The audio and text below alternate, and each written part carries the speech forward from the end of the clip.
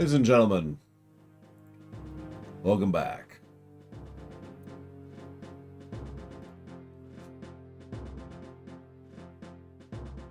I have a funny story at some point, but we can wait on that. Right now that we're in the Doomy town,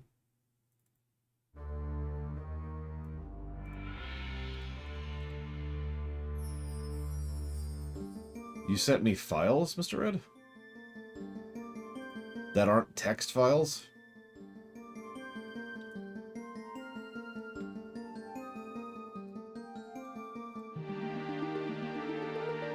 Oh. Sorry, ironically, I spent my morning clipping the Mass Effect stuff. I'm up to most of Part 5. It's quite a while late, actually. I mean, that's how that works, Robostal. Whoever is requesting it and puts it on the list, they're kind of the ones who get to choose that.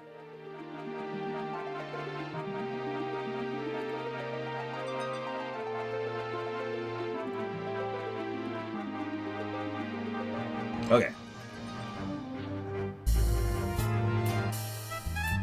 Of all the gin joints in the world, you had to walk into this one. A hush comes over the bar as people notice you and eye you sullenly. Hey, look at what crawled in from the desert.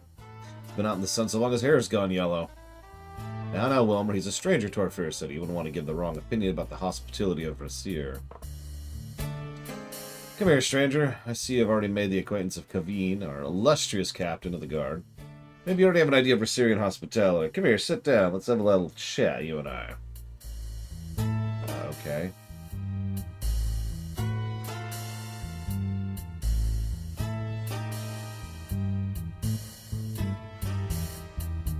I'm trying to go to the bar. There we go. I'm at the bar. What? We sell water for 50 centimes. Water for 50 centimes. Coffee for 75. Yeah, let's do the thief sign. Okay, that's cool. Yeah, the joints.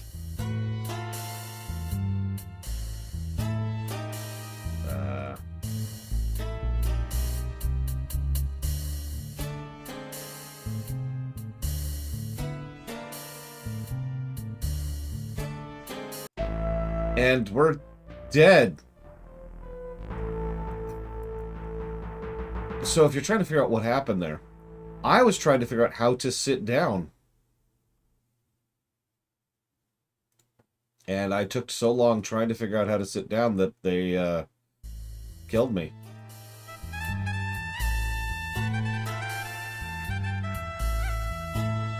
There we go. Welcome to the Blue Parrot. I am Ferrari, Signor Ferrari. Sit down, my sir. Relax. You're among friends here. If you don't mind me saying so, you look like a man with a mission. I like that in a man. But perhaps a word of caution. In a city such as Rasir, there are many depths to the problems. Do not try to change things too quickly. You'll find that the system is not so bad once you get used to it. However, it would be very dangerous to try and alter that system. You might make enemies. I don't have such morbid thoughts, though. Maybe we should share a drink in honor of our new relationship.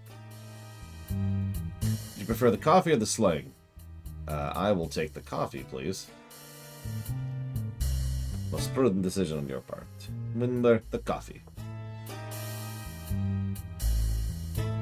Let's drink to your fortune meeting. It has an odd chemical taste. It feels strange for a few seconds, but it passes. Ferrari starts to ask you some probing questions, but you evade most of them.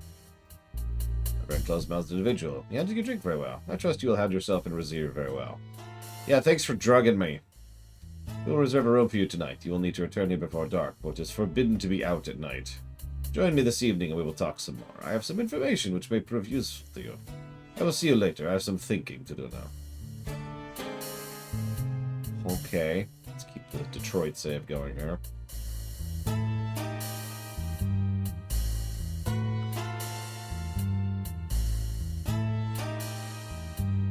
We apparently need 7 daggers. We have 6. So there is a place where we can get daggers.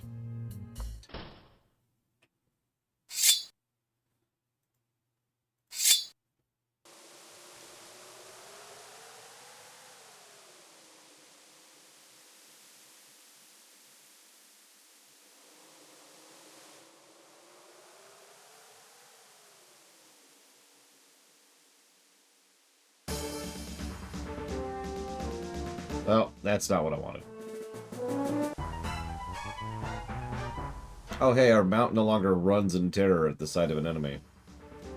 Holy crap. Nope.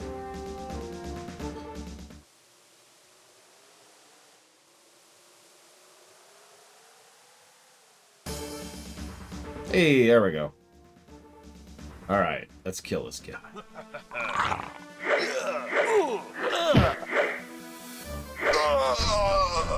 Wow. Shrek'd his face.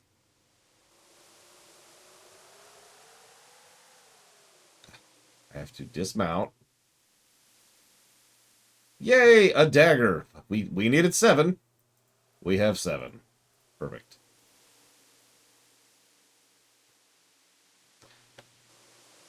Well, we're done here.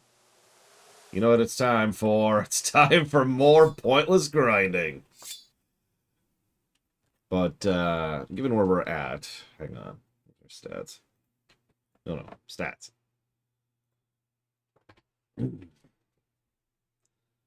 Let's see. We could keep leveling throwing. I don't know, what do you think? What do you think? Should we keep leveling throwing, or should we level stealth? Because those are our options.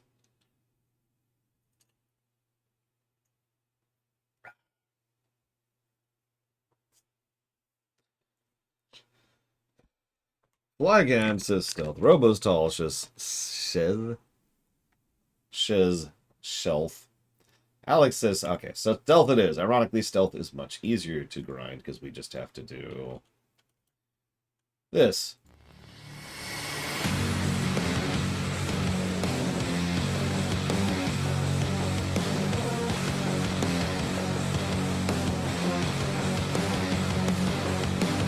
Sorry, old joke.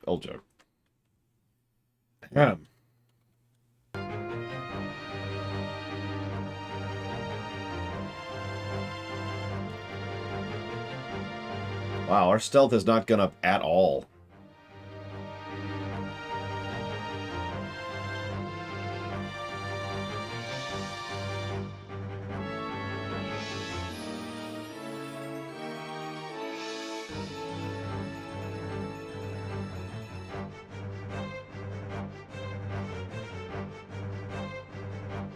Am I the only one who thinks it looks ridiculous to this music?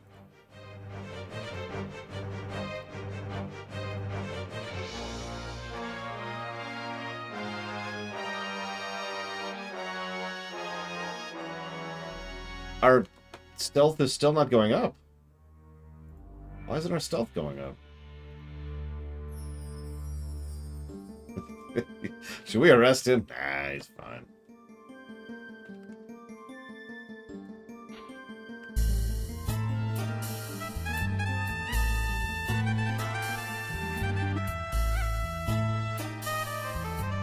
Now it's going up.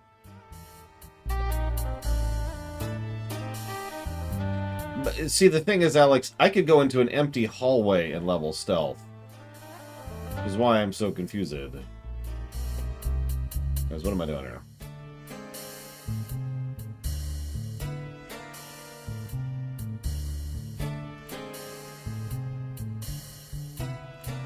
Sure. I wish to tell you a story, a fable that has a moral. How you choose to react to this moral is your own life. As you all know, the old Emir was deposed last year, and his brother took over the palace. I foresee 2 more games after this, Craziners. Used to be a place with very few laws and restrictions, a place where streets were filled with people and merchants and water flowed free from the fountain. That has changed with the coming of Kaveen and his master. A new order has been established. The weak have perished or fled. Only the strong who adapted remain. Those who could not adapt were destroyed. You are strong, but it remains to see how adaptable you are. Dude, I died earlier because of a failure to sit down at a table. It'd be a great shame for you to wind up in Kaveen's dungeons. Enough of that for now. I have someone I would like you to meet. Ugarte, I'd like to introduce you to Time Gained. I'm very pleased to make your acquaintance. I've already heard much about you already. Ugarte here provides an invaluable service to this community. He obtains things for others which are otherwise unobtainable. Like Berenian! For a nominal fee, of course. It seems he has some information for you. A rumor, perhaps, that may influence your actions. I'll be happy to hear such a rumor for, say, 5 dinars. Very well. Take your dinars. Kaveen has sent word to his men that you are to be watched at all times. It seems that someone is very interested in your actions. You should be aware that Kaveen does not usually greet strangers at the gate. You were expected. Why would he take an interest? As little matter of a prophecy to be fulfilled, and this one may be the one. I suspected before you were a very dangerous man to have around, Time Gained. It seems I'm correct. Still, it'll be very interesting to see how this game plays out. You may stay tonight in the first room past the door on the left. Thank you, I think. We stealth over there. Sneakity, sneakity, sneakity, sneakity, sneakity. Actually, hang on.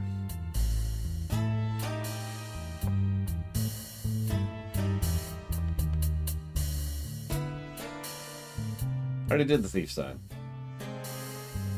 Although maybe I died after that. Hang on. Let's do the thief sign again. When I first saw you, I said to myself, there's a man who knows how to play the game. I appreciate that in a man.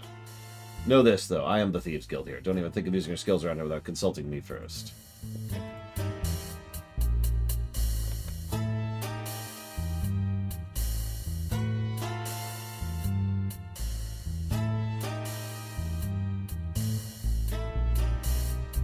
Oh, yeah, I should probably turn on Question Bot. Look, I was clipping Mass Effect this morning. What do you want from me? Like 2 hours. Wait, what am I putting towards Frostpunk? There's nothing to put towards Frostpunk. Oh, God! Why would you do this to me, Berenian? Why is only my agility going up and not my sneak? Whatever.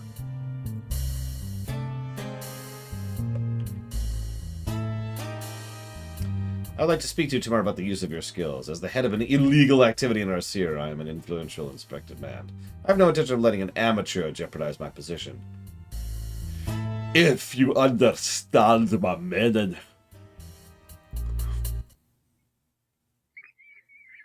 This is,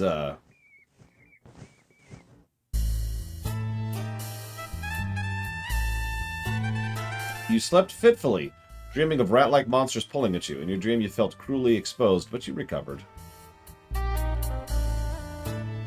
Signor Ferrari sends his regards, but he had some rather disturbing news. He'll talk to you this evening. We have successfully made it to Detroit Day 2. Consider that a feat. Anyways, Berenian towards Frostpunk. You got it. Thank you, Berenian. Always.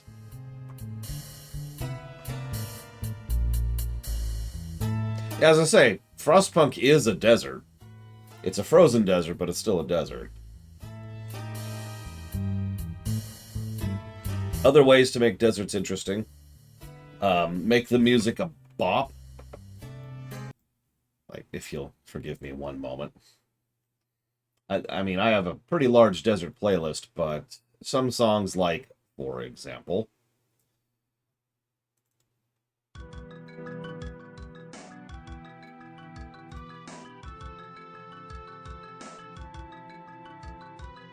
Also, there's a lot of ways to make the terrain of the desert actually worth a damn. Some people have this really weird opinion that desert territory, desert levels, or overworlds, or zones need to be big, empty swaths of nothing. See Tor and Tatooine for an example of that. Those people are stupid. There's actually lots of ways to do terrain design and overworld design and quest design, even within a desert. Now, Secret of Mana isn't a great example of that, But WoW is, because there's quite a few deserts in WoW, which are very well designed. This is also true in Final Fantasy XIV. And I think I'll add Guild Wars 2 to that list as well. Although in Guild Wars 2, there's other things to worry about in the desert, like the eternal swaths of the Undead Kingdom. But that's neither here nor there.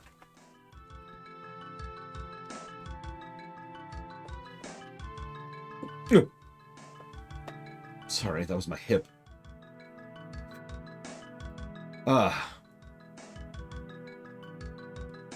Anyways, back to the terrible, terrible game music.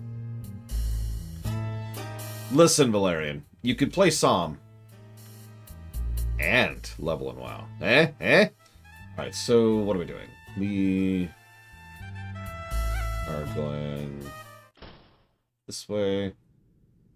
Leveling stealth. Yeah, no, exactly, Alex. Like, there's... The thing is, if you're asking me for specifics, the problem is, it's just design a desert like any other place. You know what I mean? And I mean that. Add character to it. Add visuals, add audio, add quests, add relevant terrain, add unique and interesting fun enemies, add Berenians to it. Just like make there be this Berenian section. There's just a whole bunch of Berenian just standing there. Favorite type of level? Crystal, no question. That's been true for years.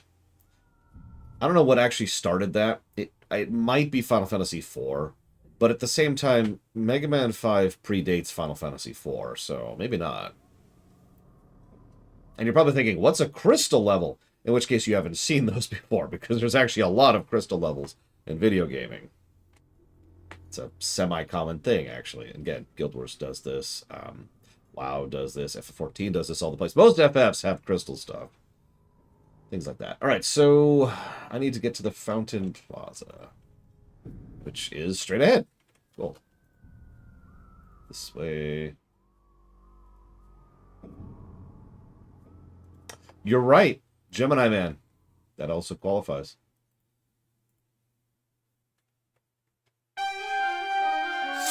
Do not interfere! Hero, you must help me.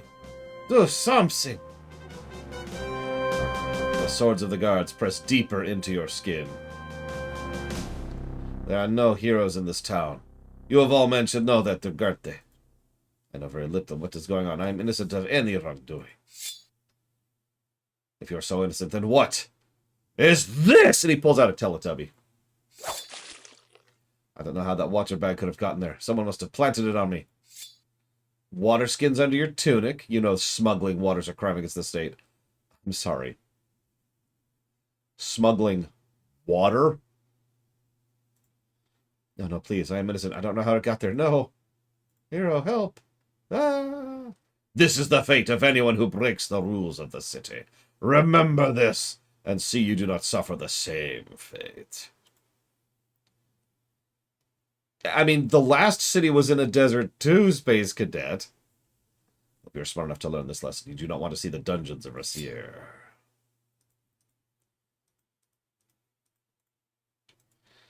Okay, well, that sucked. Oh,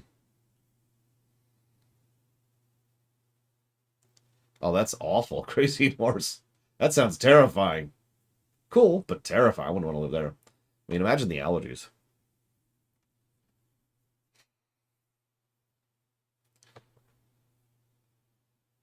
Okay, so anybody want to see a weird game over screen?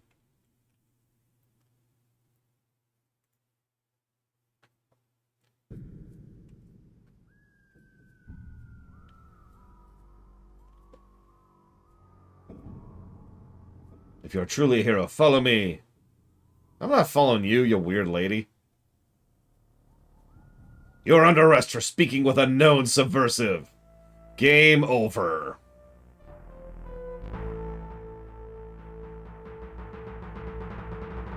Oh, yeah.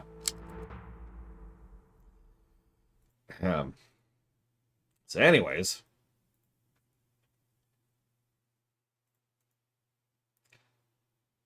Ironically, if we go to speak with her, we'll be fine.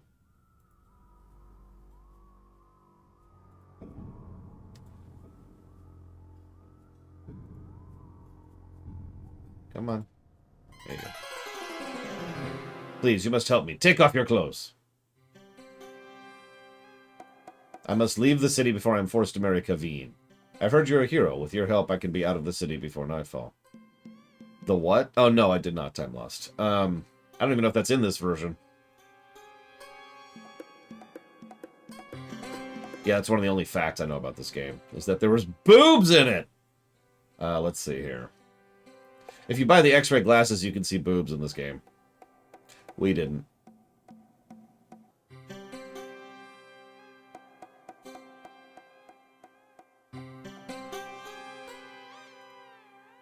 I wish to disguise myself as you and leave with your visa, so please, let me exchange clothes with you.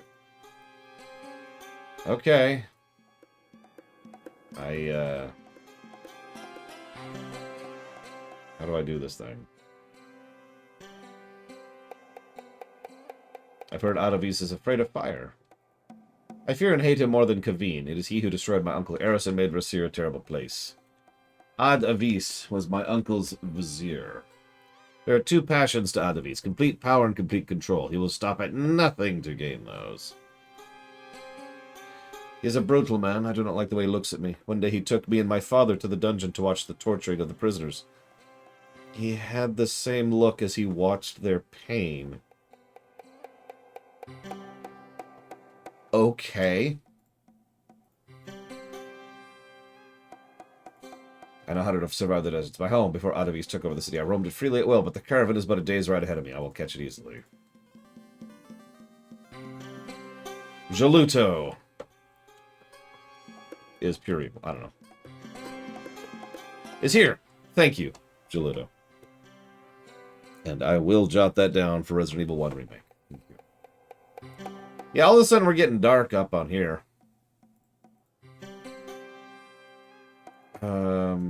My father would never overthrow his mother, no matter what the foul rumors you've heard. My father's just a puppet for Adavis. Okay. I'll travel to Caravan to Shapir. I know the Sultan. He will let me stay at the palace. Okay, so I do have that change of clothes. Right there. Here you go.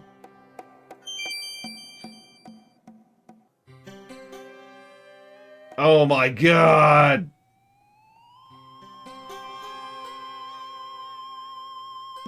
How?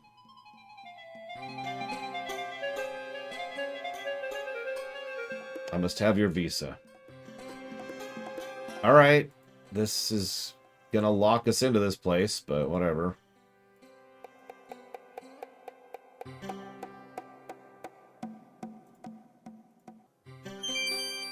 Thank you ever so much. In return for your favors, I can only give you a token. Here is my mirror. You have but to show it to any woman in the palace, and she will aid you. Again, my thanks and fortune favor you. Wait until she goes the alleyway before you leave. Sure. Define Saccharin for me, X, so I can answer your question. If you need a place of safety in the palace sometime, the harem will welcome you for the aid you gave the mistress. I shall tie a veil from the battlements at night to guide you.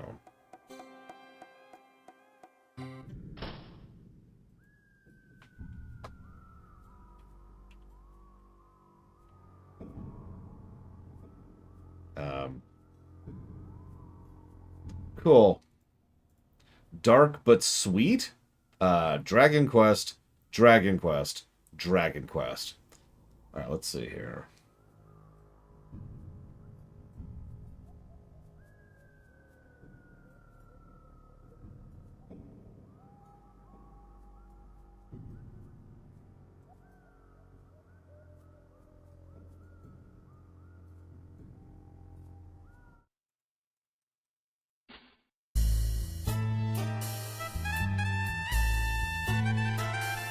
Mid-afternoon.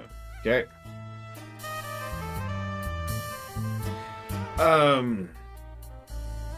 Also not how I define saccharin, so I'm glad I asked you to define it. So, dark but sweet. Let's see, something other than Dragon Quest.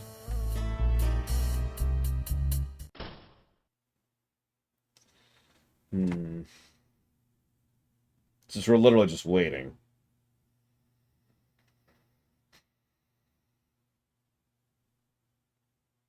Saccharin, the way I usually hear it used, is overly sweet to the point of being like unpleasant.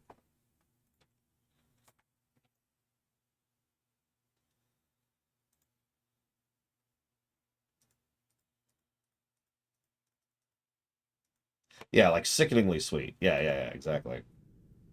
I mean, you must carry your visa with you at all times is the only street name I've seen so far. That's why I was like, so what you want is something that is crap saccharin. Okay, I know what that is. Uh, sure, time loss, since we're literally waiting here anyways. You're being watched. Rules must be obeyed. Follow the system.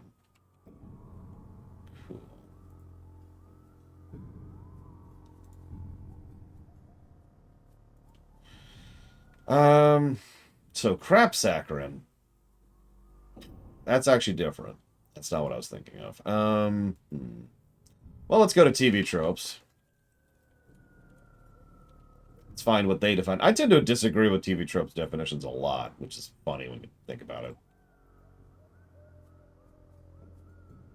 Toy Story 3. Ah! That's funny. I like how Fallout has its own thing. Ignorance of the law is no excuse.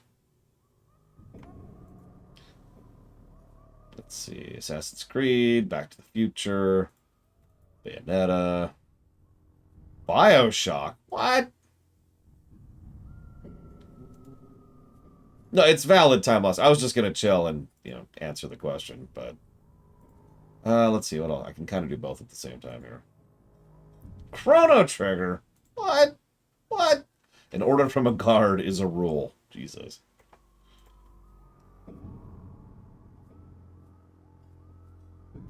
That's true, Crazy Norse, but my definitions are not only better, but superior in every way. And nobody will ever use them. You can tell that for certainty because nobody ever refers to something as copy wrong, for example. You and your crisps obsession, Mr. Red. What am I going to do with you? Everything not mandatory is forbidden.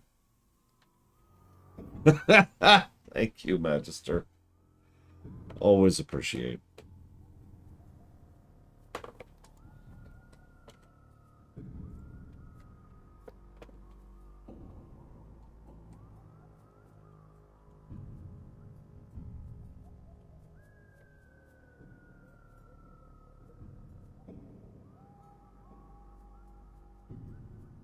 Oh yeah, we're gonna be interested with this place. Anyway, so yeah, fun fact: there was a TV tropes page for me. There kind of isn't anymore, and I think that honestly is all that needs to be said about that. However, I'm kind of thankful for that, if I'm being honest. Last thing I need is some public entry for me by people who are, well, by anybody. It's public. That's what I mean by that.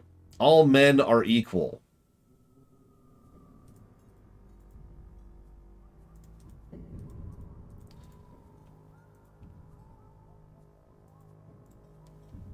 Okay. And now we turn around. Let's see. Crap saccharin, crap saccharin.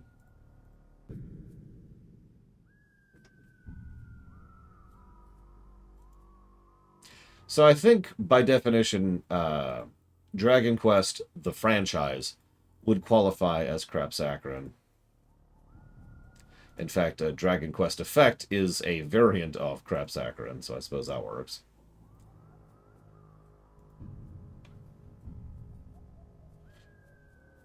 All right, so that's one.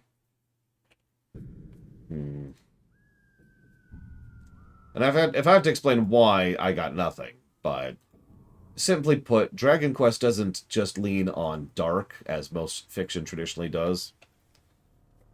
It leans on what I usually mentally refer to as dark storytelling, which I've started trying to get better about calling mature storytelling, dealing with actual, real, applicable adult concepts and topics, as opposed to bad, which is what most people refer to as dark, or juvenile, which is what a lot of people refer to as edgy.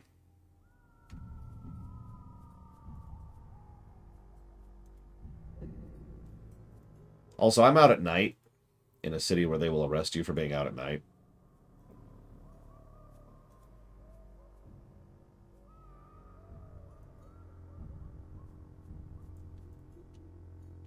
I would not fit Pokemon into that, no. Any Pokemon, really. It's a pity about our friend Ugarte, is it not? I can see you're as broken up by the affair as I am. However, it seems he asked some of the wrong questions about you. That was just a performance put on for your benefit this morning. Kaveen has known about Ugarte's water smuggling for a long time. Most be a dangerous man, Kaveen. Almost as dangerous as you are.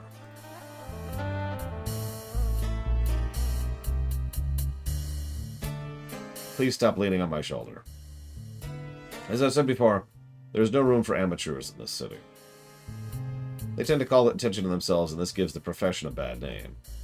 If you're as skilled as I have heard, then I might have use for it. Hey, I've been throwing rocks for days. However, first you must prove yourself. Are you willing to do me a small favor? Yes. I wish you to bring me a small ornament to prove your skills. The ornament is the black figure of a bird, a falcon. I'm an admirer of birds, you see. As the place is the window on your left as you enter the fountain plaza from here. The bird is kept in a locked cabinet. If you return this to me, I'll make you my right-hand man. I just got here. Wilmer there does not have quite what it takes to give me what I want. To get past the guards, you need only make the sign. Those guards are well paid to ignore my friends. However, any other guards you meet will not be so discreet. If you are caught, I will know nothing of your actions, of course. Now seems like an excellent time for such adventure. Good luck. I hope you are as skilled as I suspect. Well, this should be fun. Let's start the doomed timeline here.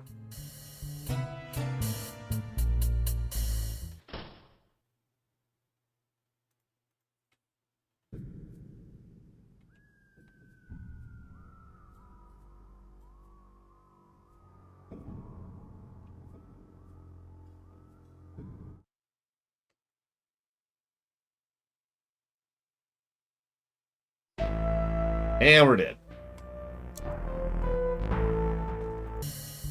As I said, very doomed.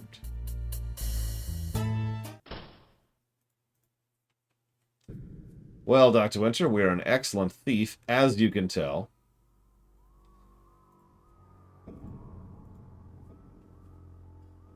Thankfully, we have been raising sneaks. Hopefully this will do something. Let's hang on. Let's save here in Doomed.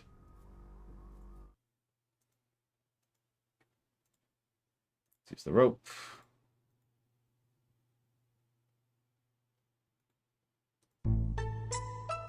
As your eyes adjust, you find yourself in a bedroom. Someone's asleep nearby, surrounded by thin curtains. The occupant of this bedchamber must collect weapons, for there are many attached to the wall. Okay, so let's see here.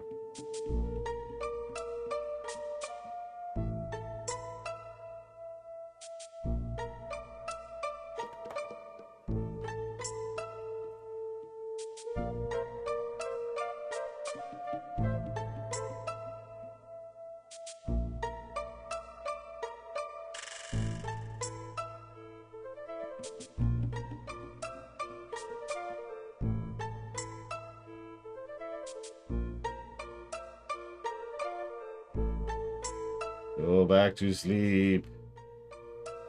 Go back to sleep. Ask her it.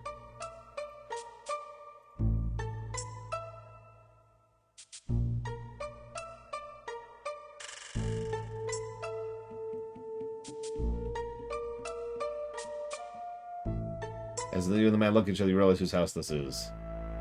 Kaveen calls for his guards, and you are quickly overwhelmed. He then takes a sword and personally makes sure you'll never steal again. Okay. Not actually sure what I did wrong there, weirdly enough, but okay, whatever. For God's sakes.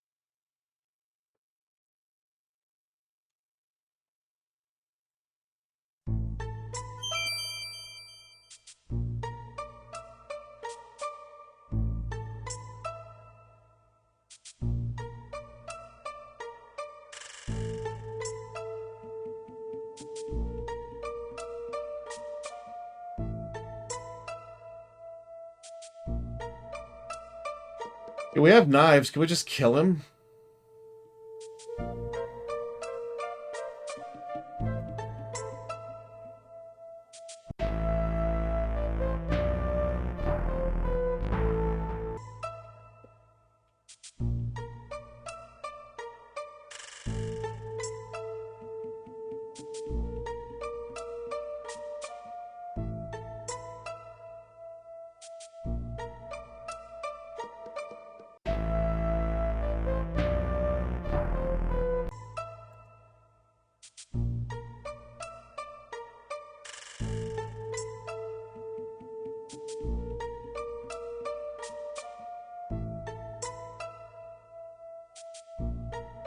I mean, our sneak is 107, which I guess isn't that high.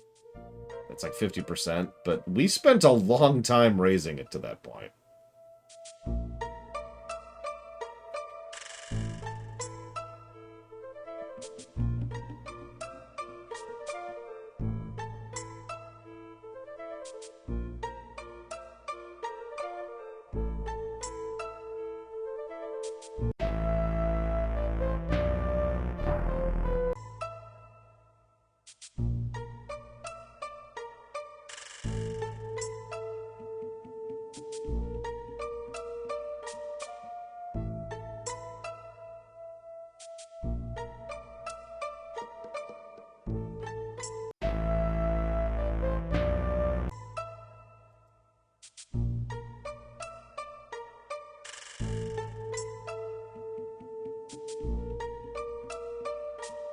Yeah, where's the moss arrows when I need them?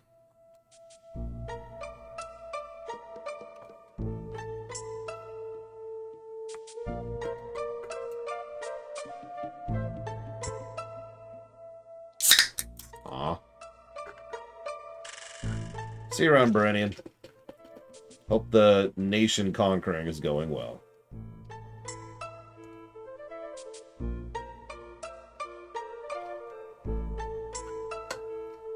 He is just staring this way. Look at this.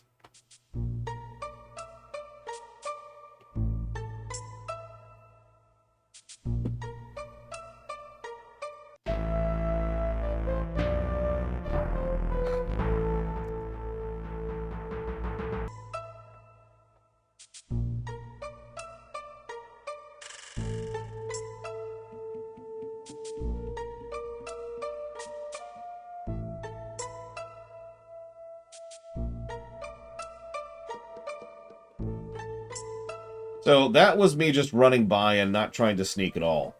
Which apparently is what I should have done to begin with. Alright, so now I need to use the oil, which I still have. That's not oil. Oh god, I still have oil, don't I? Okay, yes, I still have oil.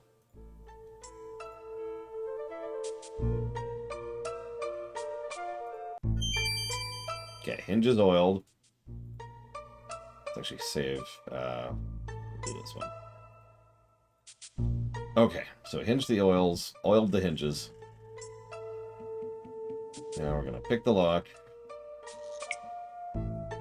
Another thing we raised earlier.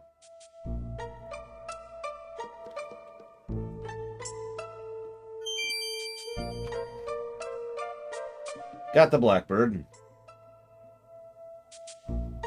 Now we gotta get out of here. So let's get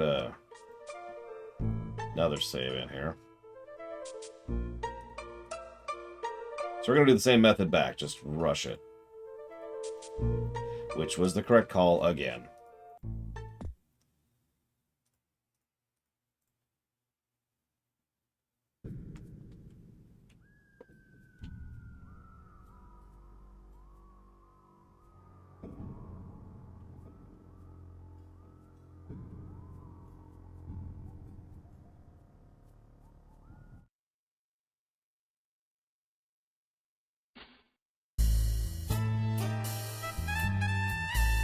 Okay, let's stop sneaking.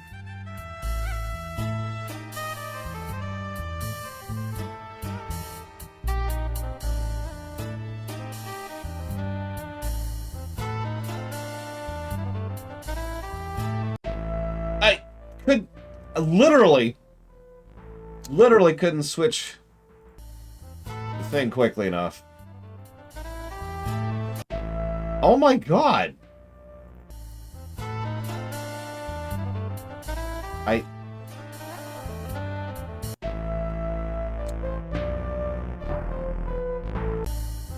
Jesus Christ, game. Here.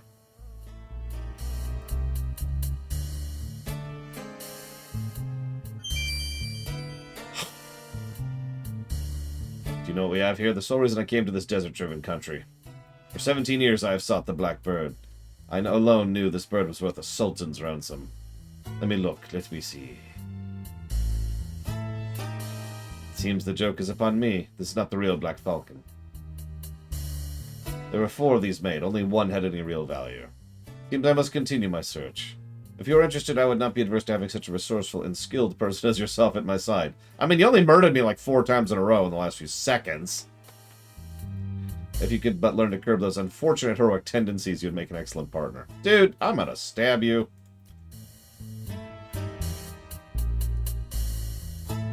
Just in the face.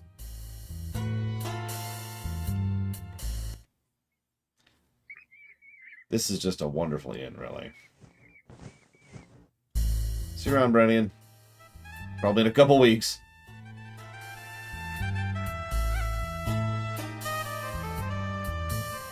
Yeah, we're getting a little railroady, and I know that's kind of a thing for point-and-click adventure games, but it hasn't been a thing for these ones.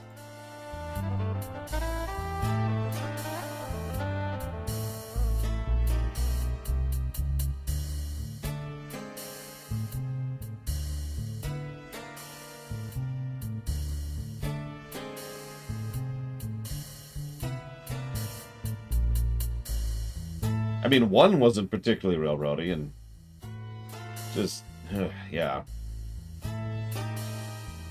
Like, I died because I couldn't click a thing fast enough, for God's sakes.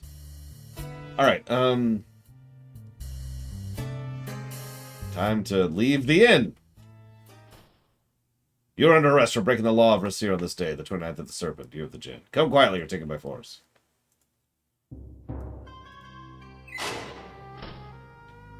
After being dragged to the dungeon of the palace, you were roughly searched, beaten, questioned by the guards. In that order. They warned you that Kaveen will be coming to personally question you. And that you won't enjoy it. Gee, why not? The guy who enjoys torturing? I don't know.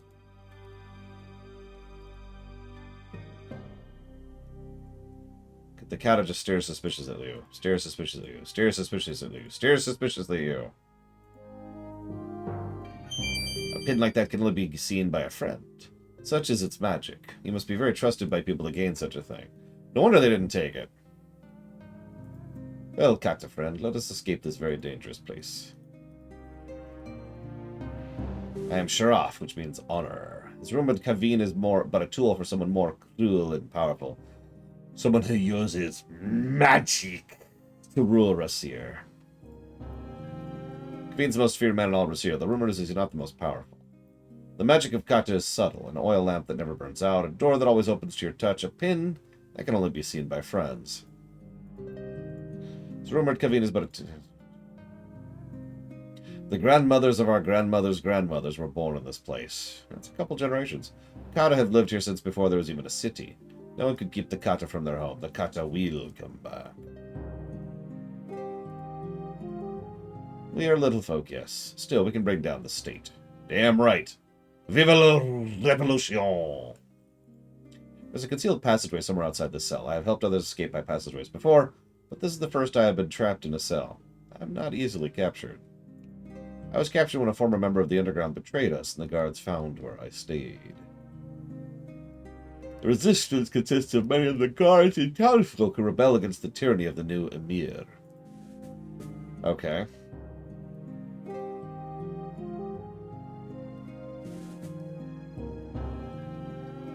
Well, good news. I've got a walkthrough, so I immediately know I can use the only item I have on the door and lockpick it. I have heard from others in the underground that there's a concealed passage in the room outside of this cell.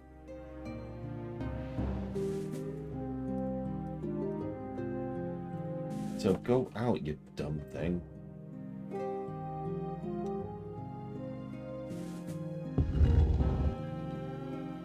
Do not fear. I will lead you to safety through the passageways. Maybe you should pick your equipment up first, but don't dally long or the guards will come. Okay, I have all my equipment. Excellent. I'm going to dally for a second. Just a second.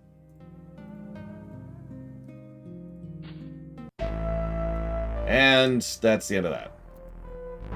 Okay, that might have been too long. Oh my god. Hang on. Go. Go! Oh, jeez. Okay, here we go. Racing time now. Okay, we made it! It literally was a second. Wow. Okay.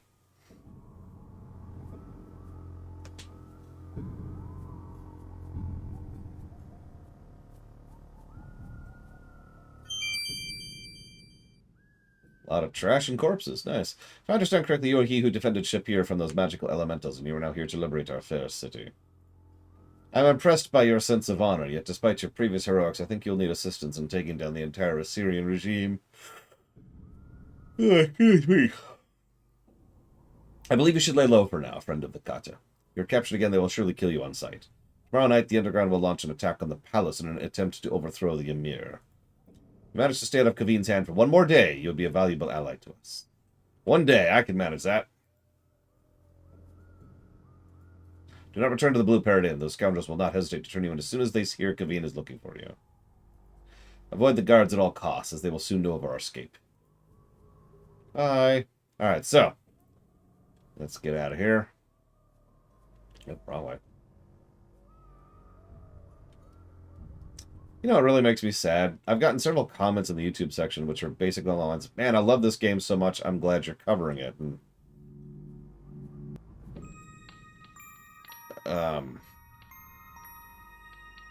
that makes me sad. Time gained. I am your friend.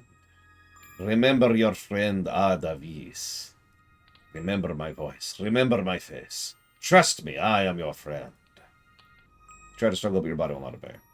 You cannot even close your eyes, but you try to avoid his gaze. There's something about his eyes, though. I am your friend, and you trust me. Yes. Yes, yes. Trust in my words. Trust in my eyes. Look in my eyes and trust me. Look at his eyes and cannot look away. They seem to glow. His words seem to whirl around your head. Time gained, I am your friend. Obey now your friend. Obey my words, obey my voice. Trust in your friend and obey me. You are with a friend. His eyes are gentle and his smile warms you.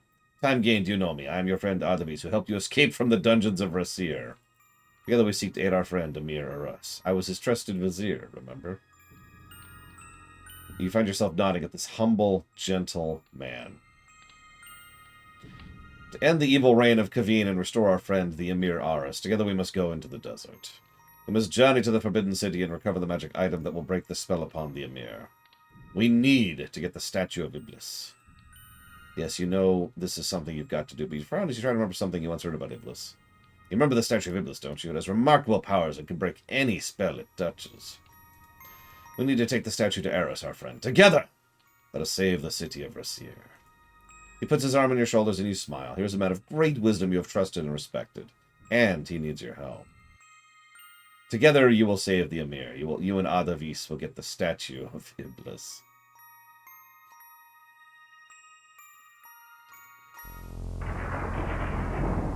You there. Try walking through the door now. Yes, master. No, you fool. Pass through it. Oh, get out of the way. You have need a howler while you're here, but it's nice to be able to help such a nice man. I cannot be mistaken. My translation of the prophecy must be correct. It must be you! All the stupid worlds to be in... The heroes in the world, I had to be cursed with you! No, Alex. What is wrong? Oh, how does it go? For 1,000 years and a year, Iblis will be bound. I know it has been 1,001 years to this very day, so it must be correct! Beneath the tombstones of the city that he once did found. Here is the Forbidden City. There's no doubt of that. Then comes a hero from the Northland, led into despair.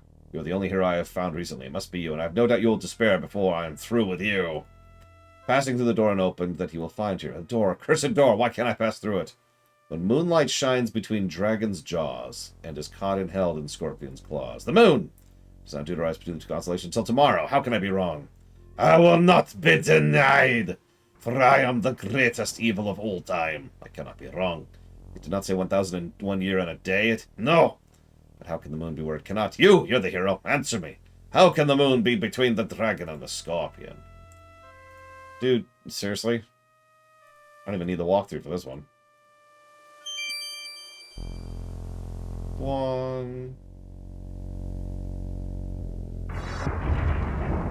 At last!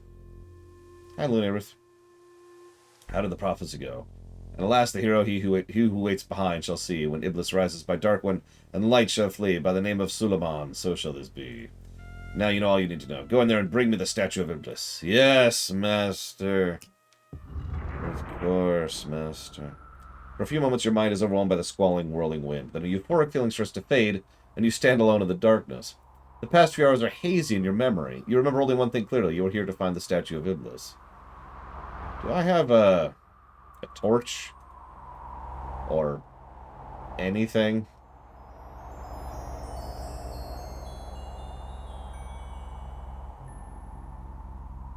God, I cannot understand that time lost. The idea of just brute forcing through this game would make me not want to play it. Like, I'm sorry. I know. I'm terrible. My taste is terrible. I don't get that. So little of this particular game, specifically this one, feels like it's just not fun to play. I think I'm going to put it that way. We'll see what we think of 3 and 4.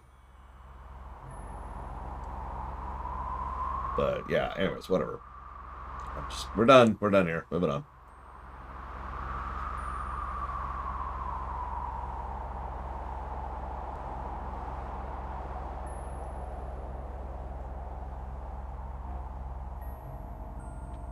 Okay.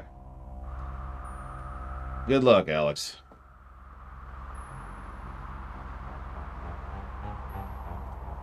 Okay, so.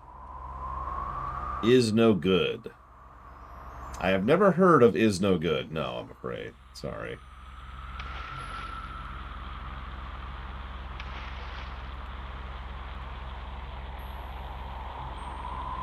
I apparently don't know how to swim.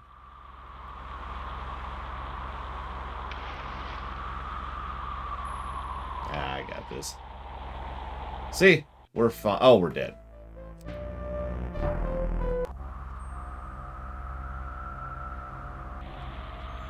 Actually, this is Sierra, but same idea. Okay, fine. I'll slow it down just because I'm not sure what it wants me to do here. Oh, there we go.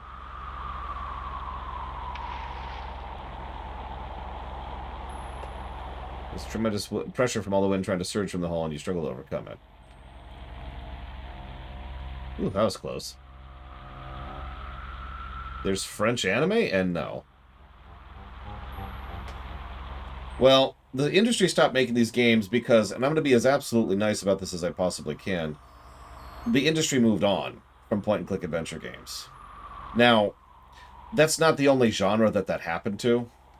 A lot of genres died, but in, I'd say about 2010-ish, the indie industries, plural, started kind of picking up the slack and sticking into more niche genres.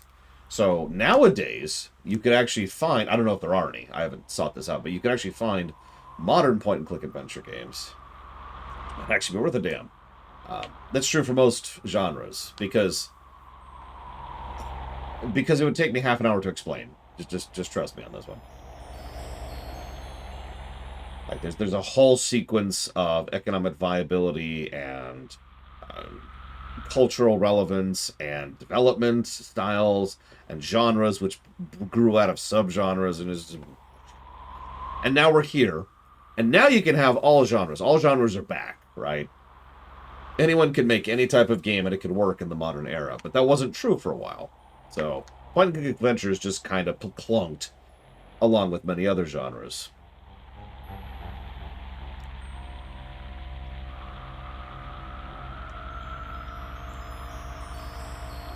As for why it's not as profitable, I think it's because it is niche, just straight up.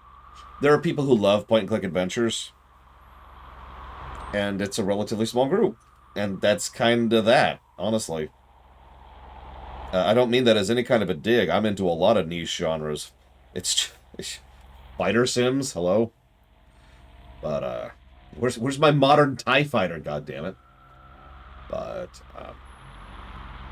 those don't sell as well as mainstream stuff. So it's not quite like that, Lunaruth. It would be more accurate to say that you just want me to sit here and talk for 30 minutes, don't you, Lunaruth? That's what this is. You're trying to trick me into not beating this game today. Point-and-click adventure games used to be niche because all video gaming used to be niche. Video gaming didn't stop being niche until about 1997, give or take, here in the States. I don't know about other countries. In fact, actually, I could tell you the year it stopped being niche in Japan, but I'd have to look it up because it coincides with the release of Dragon Quest III. But anyways, so all games were niche. So when we say this was big, it was big about a much smaller pie, right? So the video game pie was this. And in this pie, this slice here was point-and-click adventure games, right? Part of the reason it was so big was because it was a development of the RPG, which I really put in quote-unquotes because I would actually call this more like dungeon crawlers. Dungeon crawlers and puzzle games were much bigger in the era before this, back in the early 80s, like 80, 81, and 82, and also the 70s for that matter. So they developed into this, like I said, genres being grown out of subgenres, right? So point-and-click adventure games were those games, but better.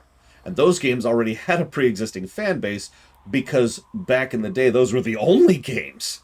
Like, there just wasn't that much, especially in the computer market. And I have to say computer because I can't even say PC because the PC didn't exist at that point in time. Then, hang on, I'm not even there yet, Retu, because then that developed into... Sorry, you're right, I actually skipped a step, didn't I? I'm sorry. So those developed into text adventures, and text adventures developed into point-and-clicks. My bad, I actually skipped a step there. Because we still haven't left the realm of the early 80s. We're like a decade before this game coming out at the timeline I'm talking about. And so by the time the late 80s start rolling around, computer gaming had started to codify a little bit more and it started to develop a little bit more. We started to have a couple more, branchings out, but there was still a huge market share for things like this. And so you saw the boom of the point-and-click adventure era, the Sierras and the LucasArts, almost all of which are late 80s, early 90s. Now, part of the reason those exploded so much, because there's a related factor here, is that it was relatively quick and easy to make. This game took, less than a year to put together? I don't mean this to sound unkind, but most of the game development of a point-and-click adventure game, even then, was the writing. Mapping out the routes and writing all the dialogue for all the prompts and all the reactions. And that's a decent chunk of time, but that's kind of it. You know what I mean? The game design part of things was substantially more simple. To put this as bluntly as I can make a point-and-click adventure game and have it be a relatively successful one, assuming I had the time to do so.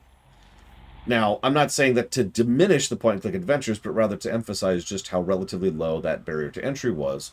And, of course, the people at the time still, had already, by this point, so once we're getting to this game, been working on these types of games for several years at this point. So they were just right there in the zone. And, as we've seen with everything ever, once a company has something and it starts to sell, then they want to slam that as hard as possible until it stops to sell, because that's the stupidest possible thing they could do. This is true with food, this is true with transportation, this is true with raw resources, and this is true with video games. So, point-and-click adventure games were kind of being churned out for several years there.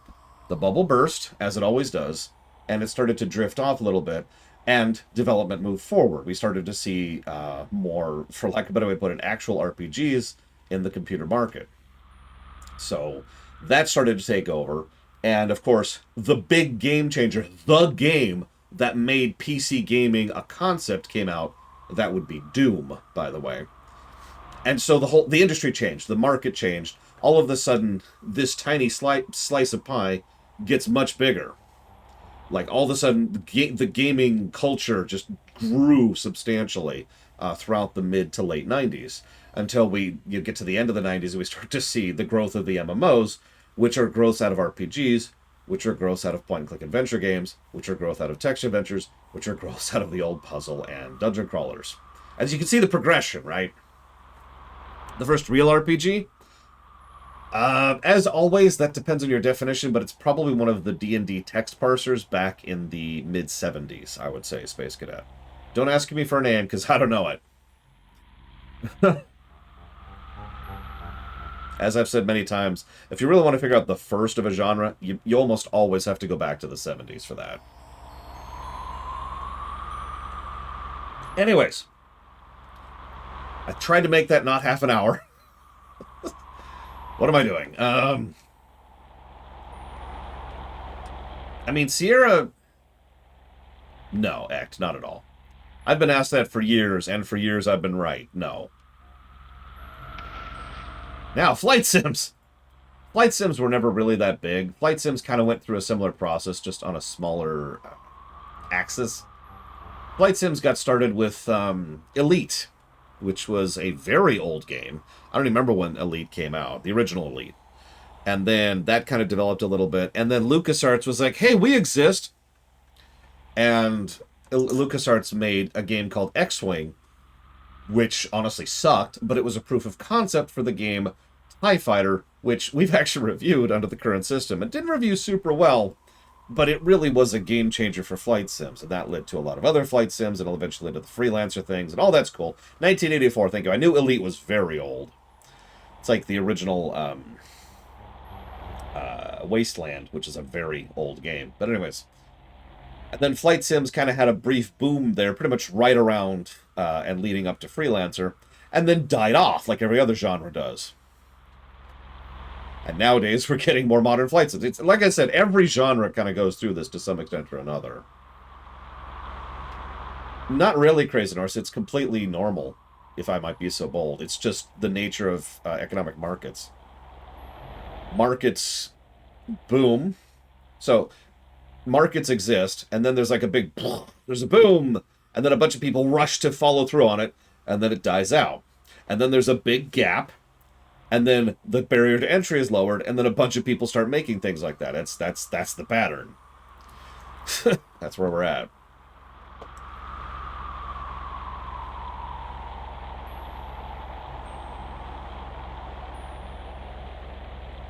So apparently I was supposed to do something with that wind hole, but I just passed a strength check, so we're cool like that. I mean, FPSs also go back to the 70s, as, you know, as is their wont.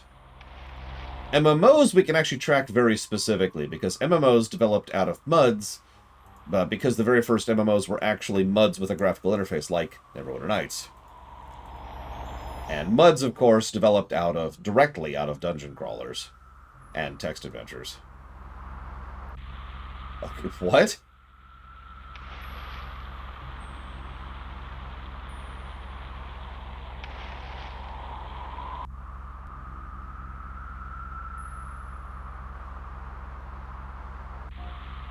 True, Crazy Norse. I don't think that's weird at all. Why won't it let me... Come on.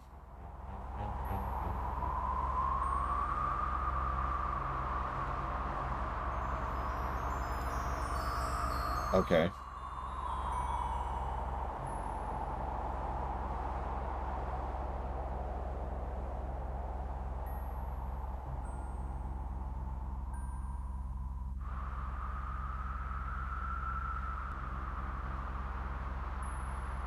Mm-hmm.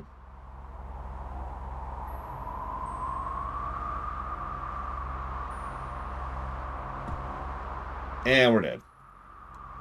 Oh, we're not dead. Holy crap. Okay, well, my walkthrough is actually wrong. Not the first time that's happened.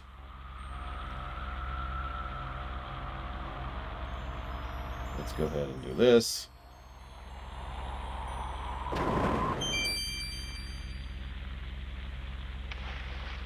Like, I figured that out for myself, but the walkthrough was like, no, just get past it and then move on. I'm like, okay. um, but to get back to you for just a second, Crazy Norse. Indie games, the barrier to entry for making a game right now is lower than it's ever been. And that comes with all of the benefits and detriments you would imagine from that. Okay.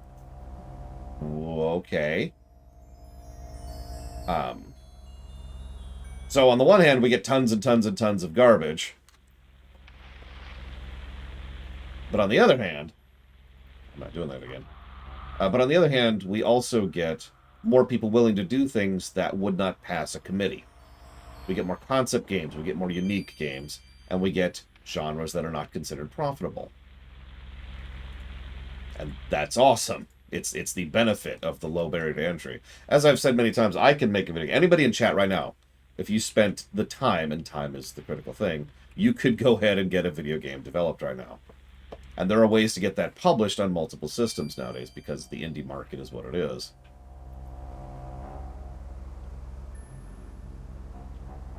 How many people did it take to make a Stardew Valley or Undertale? One, technically.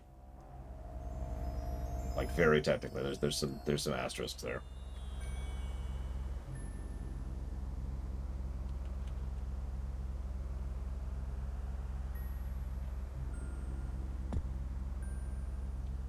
Okay.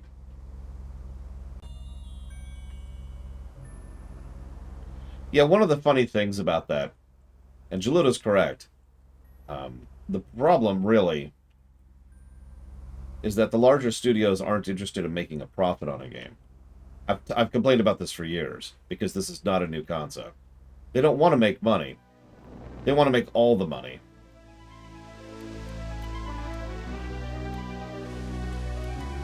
Good. Absolutely good. 100% good, Linear Roof. Walkthroughs are a net benefit to gaming, my opinion. Alright, so we're in the hot room. So we just have to navigate it, okay. Okay, well let's...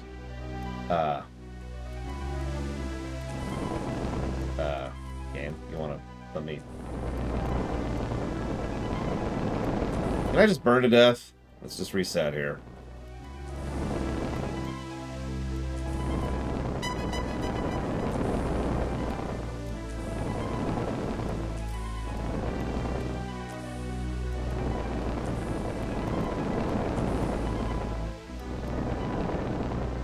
I mean, yes, Lunae Ruth, but to be as blunt as I possibly can.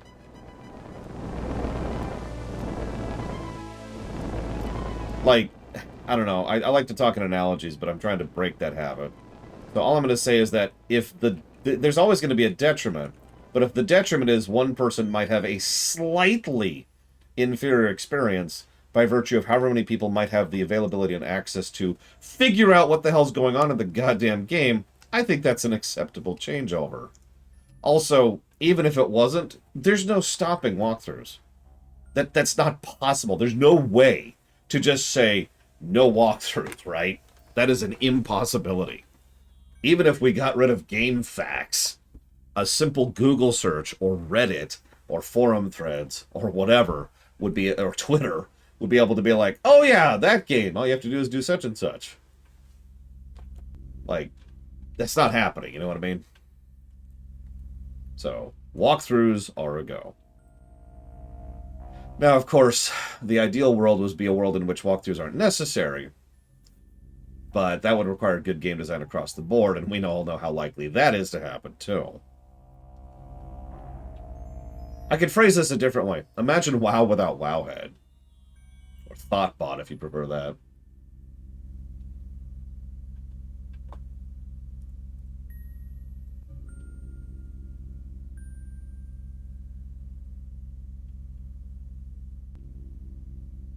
Yeah, this magic rope has been very useful. I'm glad I bothered to unbug the game. I guess bug's the wrong word. Unsoftlock the game. And, get the money for it. Also, I'm really in favor of options in general, Lunae Ruth. So, I would rather you have the option to challenge yourself, as you say, or not, rather than forcing that upon you. Like, you're a responsible adult. If you can't manage yourself on that, that's kind of on you. That's not the walkthrough's fault, and that's not the game's fault. Having said that, there are some games that are, well, this is as good a time as any to bring this up.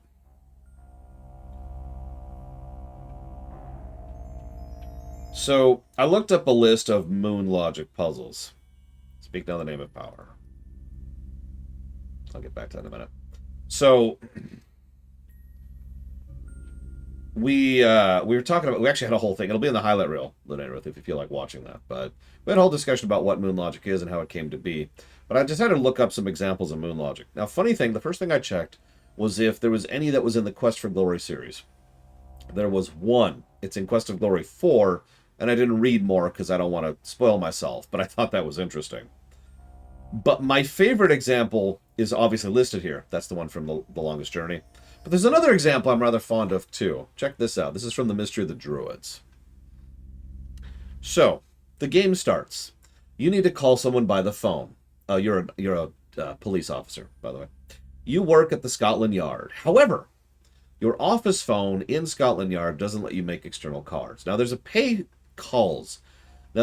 phone nearby, but you don't have any change.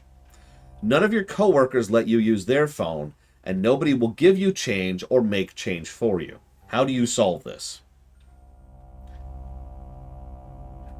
I'm going to give you a second to think about it. You don't have to type it out. Just think about your solution to this problem. You need to make this phone call. Exactly. What you need to do is you need to talk to a hobo on the street, and he will ask you for a drink. Once he's done that, you could go to the research lab, tease the technician about having alcohol in the lab, and then have him dare you to drink the medical alcohol. For those of you not aware, that can and usually should be lethal, like blinding you lethal. So you drink it, pass out, wake up, then you go back, and then you're like, well, now I know which one is the alcohol. Keep in mind that these bottles are labeled, so there's no need for any of this. But now that you know which one it is, you can go ahead and figure out which bottle it is to give the alcohol to the guy, right? Wrong, because you actually can't do it just straight like that. Instead, you have to get this fingerprinting powder, use it on the bottles, figure out which one has your fingerprints on it, because there's multiple, obviously. Then you need to dip it into some apple juice, give it to the hobo who passes out, then you steal his change, and then you can go ahead and make the phone call on the payphone. That's one of the first puzzles in that game. It's like a barrier to entry to that game. And let me tell you, that game is bonkers. I highly recommend you look up a walkthrough or a playthrough of that game sometime, because it's definitely so bad it's good. However, if I was ever to review it, I guarantee you its score would be terrible. Anyways, so, we actually already know this answer. Suleiman.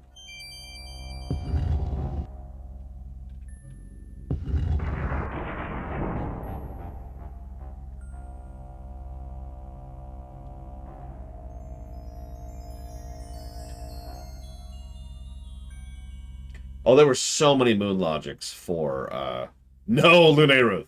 There were so many Moon Logics for, King's Quest, it was kind of funny.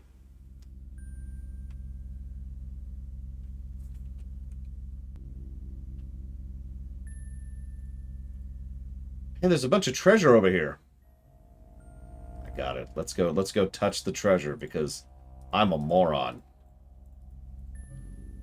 Treasure. Ah! Your animal magnetism obviously sparked this flash of brilliance. Next time you proceed, pay heed to the creed. To succeed, you'll need to be freed from greed. Puns I am actually down for. I love me some puns. All the treasure. Treasure.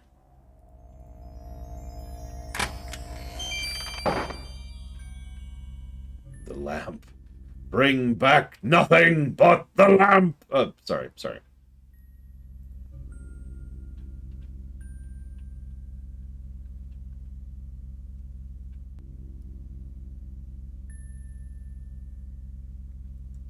I think so, Lunaruth, but don't quote me on that. They actually had two engines. They had the parser engine, then they had the one we're kind of looking at an emulated version of here. The parser engine is where you have to type everything to do everything. Yes, I have both of them, actually. They kind of sucked. As you draw near, you see an object as a statue made of crystal. A dark, shapeless form stirs within. The crystal's cool glow is numbing. You feel compelled to pick it up, but as you reach out, you're suddenly unable to move. Fool, some hero you are, a pawn of the very man you sought to destroy. Thanks to your help. I don't know why they call it moon logic. I didn't come up with that term. If you can figure out the origin of the term moon logic, feel free, but I have no idea. Thanks to your help, I now have that which I can summon the greatest destructive power ever known, Iblis himself. You know how long I've waited for this moment? 70 years! 70 years have I served the Dark Master while watching for the stars to align. 70 years I've spent learning the magic that controls men's minds and waiting for a fool to fulfill the prophecy for me. Tonight, as the moon arises between Scorpion's claws and Dragon's teeth, I shall begin the ritual that shall make me the Master. I will control Iblis and thus control the world. While you, pawn of prophecy, shall remain behind in this tomb. You shall be he who waits behind.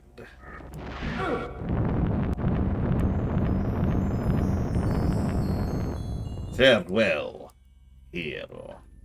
Yeah, I hope I look that good at 80.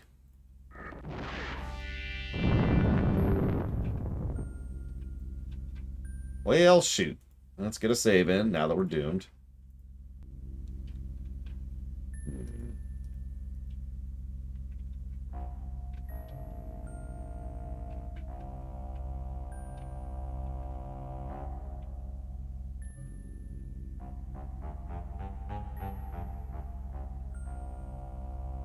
No, don't.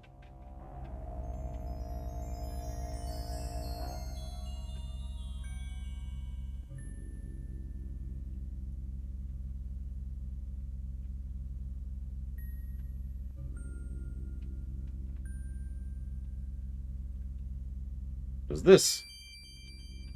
He who waits behind. There's a ring that reads He who waits behind. As you put it on your finger, you twist it to be see its design.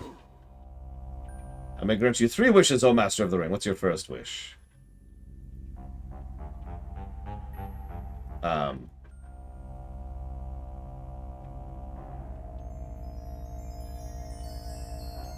It's rumored the Sultan of Ishvan was in love with a cow, but that was a long time ago, I guess. I was supposed to make sure Iblis doesn't get loose, so now I guess I gotta help you bring him back, as the prophecy says. Iblis was the most powerful of all Jinn. 1,000 years ago, and 1,000 year ago, he created a huge city here and tried to make all men bow to him. Suleiman summoned the Jinn to his side, and with their power turned the city into Iblis's tomb. Then Iblis himself was caught and bound and became the statue you saw there. Suleiman ben Daud was the wisest of the wise, strongest of the strong, most magicalist of the magicians. He was also very kind and made me he who waits behind, and put me in the ring. I'm the genie of the ring. Suleiman asked me for... I volunteered. All the other Jinn laughed at me because I'm not very good at magic. But not Suleiman. He said I'd do fine and let me be he who waits behind. I guess he was wrong, huh? Iblis is gone and you here, and we're kind of stuck here, aren't we? You're the Lord of the Ring. Since you put it on and twisted it, your wish is my command, as long as it helps return Iblis here. Okay. We Jinn are great and powerful. Some of us are, anyway. Prophecy may have become a bit garbled over the years, but the original went like this. 1,000 years and a year, so shall Iblis be caught in the tombstones of the city where he and I once fought. Until moonlight has been captured twixt Scorpion and Drake, then comes a hero from Northland and ancient powers wake. Led and followed by a dark one, guide to deceit and despair, passing through trial by fire, trial of water, earth, and air. Passing through the door unopened, barrier that yields to none, by my name of Suleiman, so shall this be done. I usually hear Jinn pronounced Jinn, but if you hear genie, that's actually a separate thing. Come at last unto betrayal, and to he who waits behind. That's me. And now, how did this go? An Iblis shall rise, and something about a final night. I'll remember it sometime. Thanks. I can grant you 3 wishes. I can get you anything you want as long as it's health, prowess, or teleporting you to Iblis.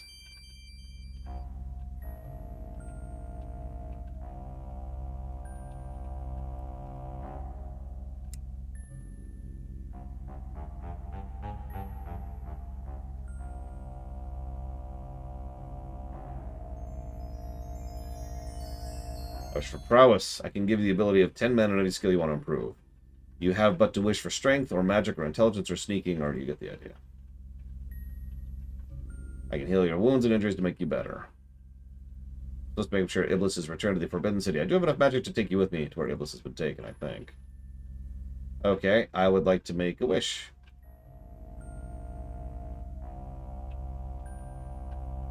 Yeah, I wish for a replicator, a holodeck, and an Enertron.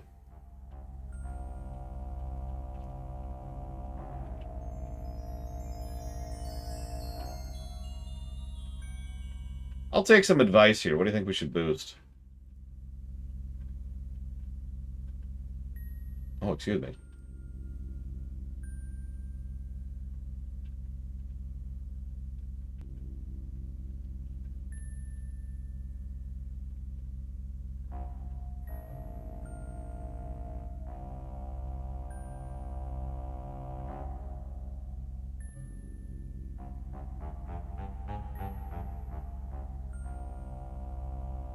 Luck or vitality? Well, let's do luck, because we don't have a good way of raising that.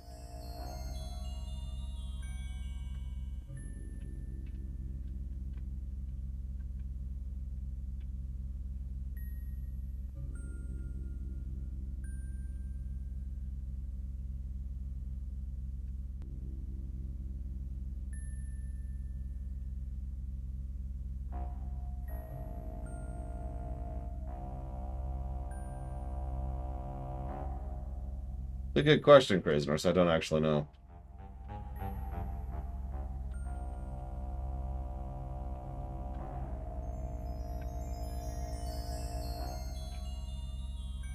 Enertron Act. The Enertron ultimately means time, and there is nothing more valuable to me than time. Picture getting an extra 8 hours a day, minimum, to do whatever you want with. That's ignoring the obvious benefit. Excuse me, that is the obvious benefit. That's ignoring the less obvious benefit, which is never being tired again. I don't know about you guys. I can't remember the last time I had a good night's sleep. Because I'm a human being, nobody gets a good night's sleep. So being able to just be fully rested, that would be useful even if it took 8 hours.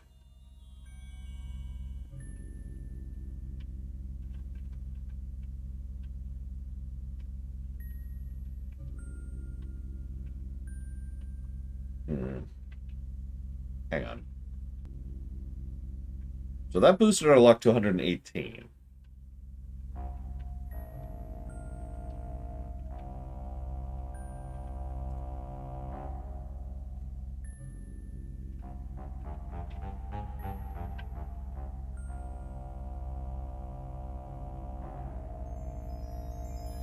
I mean, we're already at 98 health. We're fine. We're fine. I mean, you could do a lot with a replicator, but if I'm being honest, my second pick would probably be the holodeck. The ability to make any song or book or game or show or movie or piece of art that I would ever want to via that perfect interface is just too valuable. You would start to see a lot of extant works get pumped out. The rewrite, the Star Trek rewrite, would include the actual actors, technically. Because I could just scan their likeness in, and then I could just be like, all right, and just direct the scenes, you know? Probably wouldn't do that, but I could.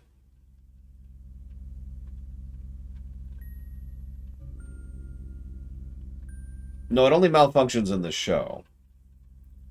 And only because of, let's be as honest as we possibly can, bad writing. I'm kind of tempted to just do luck a second time, honestly. But I could try for magic or parry.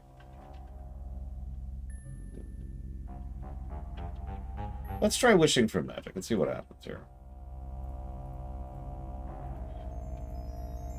I wish for magic.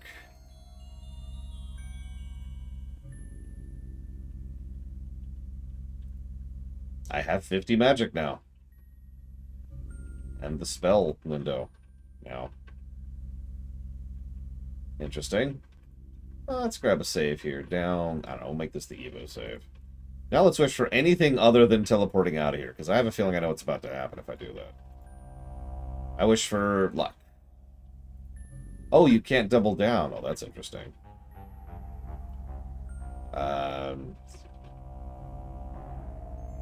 Parry. You've wished away your 3 wishes, Master of the Ring. Enjoy your stay in Hotel Iblis. It'll be a long one, no doubt. Yeah, I sort of anticipated. Alright, let's get out of here.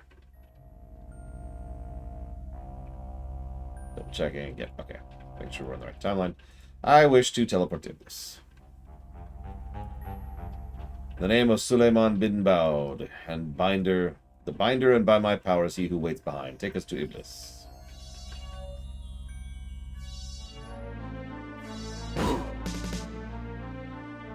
Wow, what do you know? It really worked. My magic really worked. You're now in what you call Rasir. This is as close to Iblis as I could get.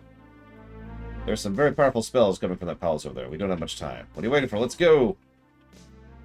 Hello, hero friend. What magic you have at your command? Oh yeah, sorry. This is your last chance to get in the guess for the guessing game. Because we're in the outro. So... this is it. I'll give you a moment to think about that. The underground is prepared to attack the palace. If you need to enter there, we will provide some distraction for you. However, we are almost ready, so you must hurry before you are caught in our battle. So we're going to get a save here in the doomed timeline. Actually, I'll turn down the speed a little bit, even more than it already is.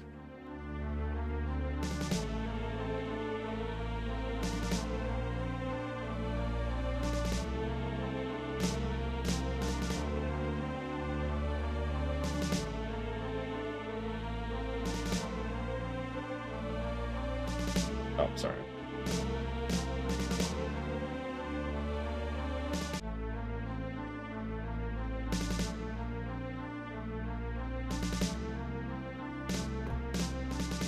Well, we just killed a man.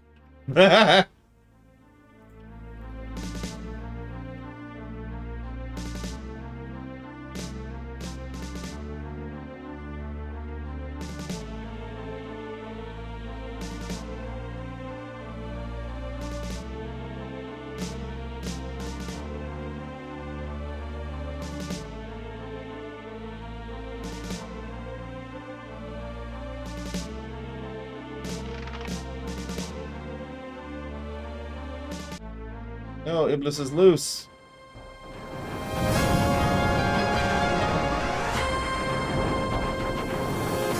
Did we seriously take too long?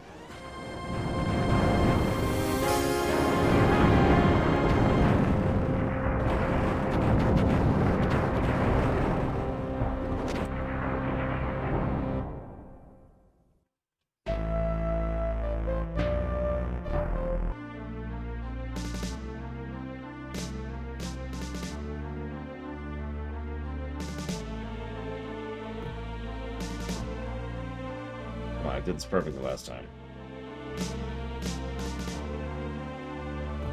There we go.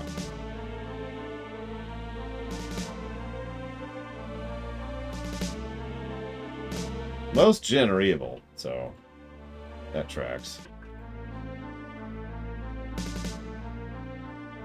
What are you doing? Game, what are you doing?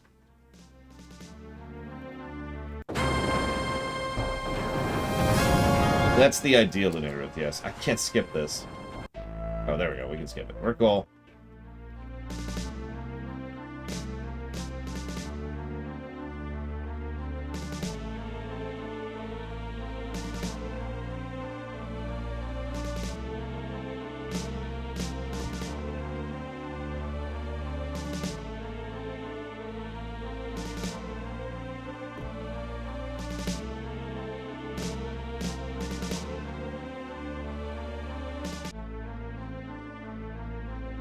I mean, honestly, this city kind of deserves to be burned to the ground, but whatever.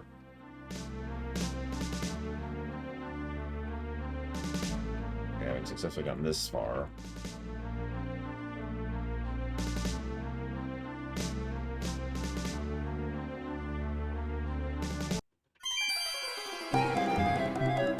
Welcome, hero who aided Zaisha. Quickly, you must hide before the eunuch passes. There, go behind the curtain.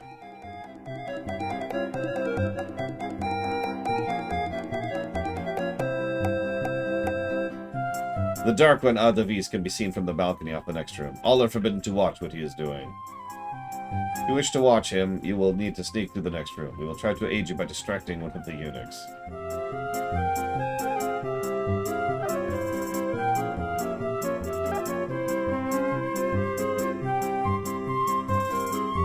There's only one way to know, Act. Please. If I had been her, clothes would not be the only thing we exchanged in that room. If you had been her, you never would have left that room. His hair shines like sunlight, his eyes like starlight. Already a moon for him. You must go now before the eunuch comes. Yeah, let's go. Wait, a guard comes. Hide quickly.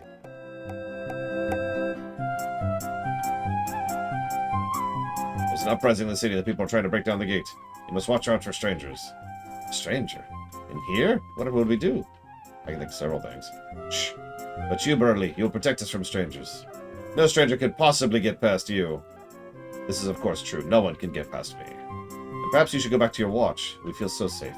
With you out there. No stranger would dare enter. Enter what? Shh. Thank you for warning us. You'll be very, very careful. You know I will protect you. Go before some stranger tries to sneak up on the battlements. Who could do that? There are guards below. Go before Kaveen catches you away from your post. Kaveen, oh my.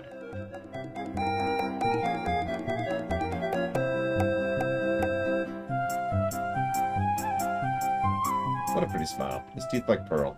Lips made for kissing. I do not have... Okay. And a tongue made for... Noir! Quickly, go to the doorway and sneak to the other room. Couldn't he stay longer? He just got here. Quiet! Now go before we all get caught. Farewell. Good luck. Come back soon. Perhaps later tonight, and the next night, and the next. Jesus Christ, ladies. Now, normally I'd make fun of this, but it makes perfect sense because their only company has been the local guards, and we know what they're like.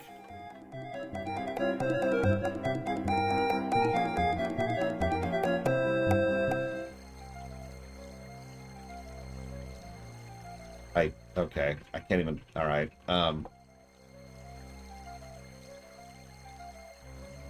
and we're dead.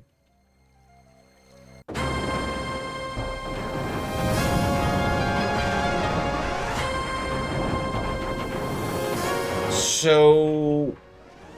I hope what I think happened didn't happen. We'll find out in a second.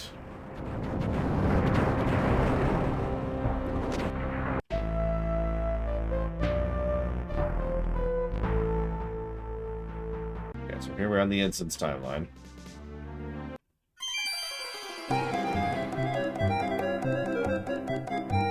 I mean, all of this is a non-interruptive cutscene. I literally can't save in between this.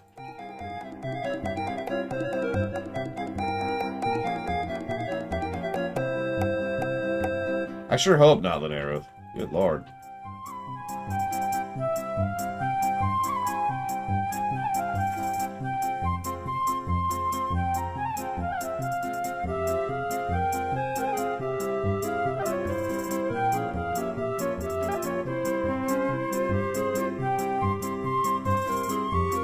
Yeah, I was making fun of this city by calling it Detroit.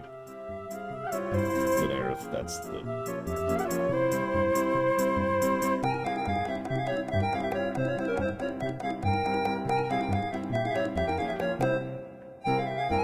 Okay, we're gonna make a Detroit save over here.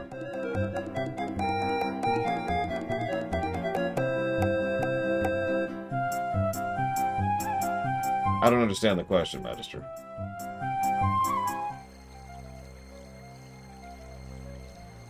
There we go.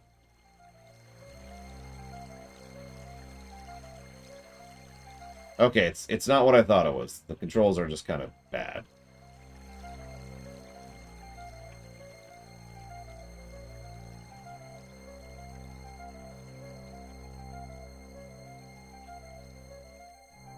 There we go. There, over there. Iblis is in the center of the ritual chamber. The last candle is lit. Iblis will be loose. Let's go get him. Hear me, dark powers. Light the darkness. Bind Iblis to me forever.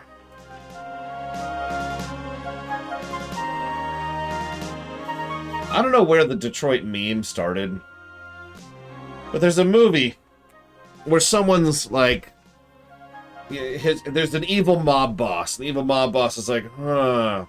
And the person's like, hey, please, boss, I'm sorry. And the evil mob boss says, send him to Detroit.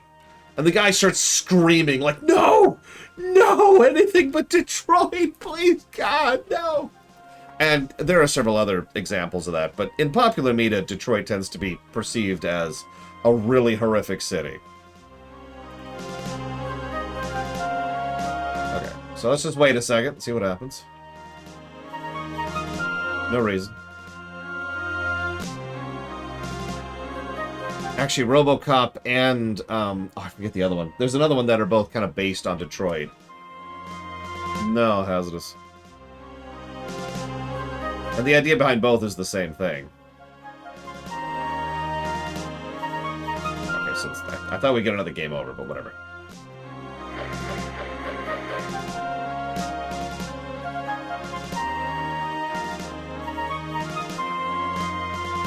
And we're dead. Instantly. Just immediately.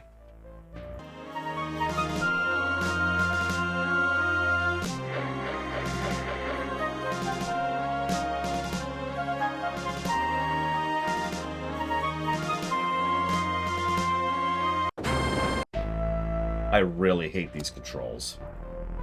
We might actually be about to just quit the game and consider this an incomplete game because of this. Because, yeah.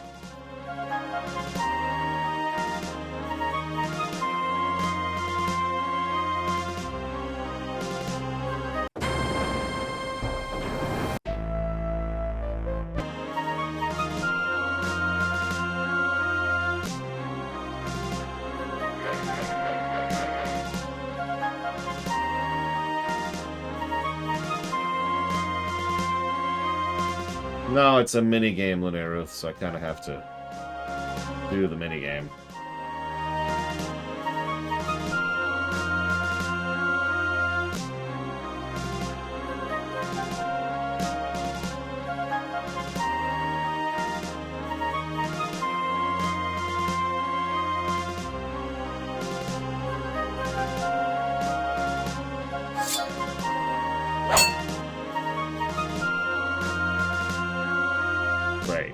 This is what I wanted in my life.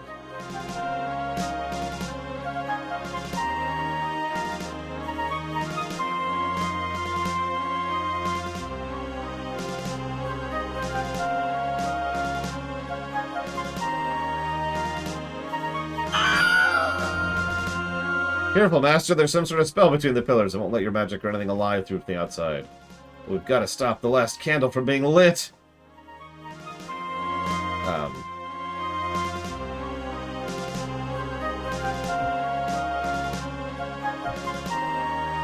No! After 70 years, no! You! Idiot, you have destroyed my spell. Now you shall be destroyed. Oh, God. And we're dead. We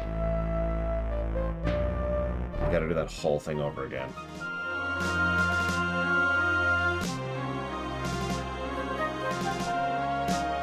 That was a Wilhelm scream, yeah.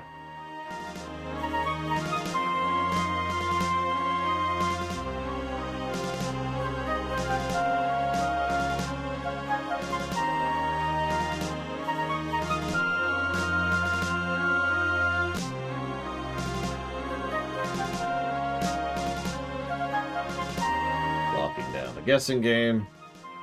Here. Oh, this is a really short loop.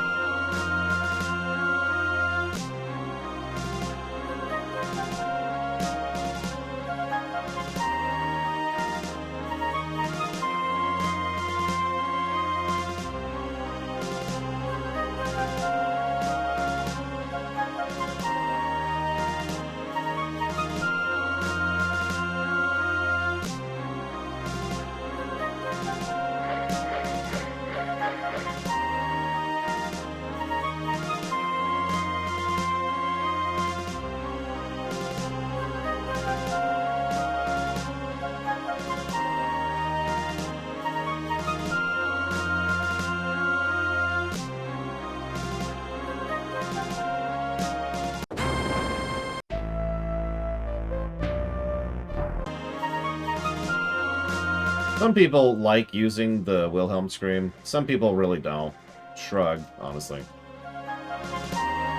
There's actually a long story behind the Wilhelm scream, but the short answer is you can thank Star Wars: A New Hope for how prolific it is.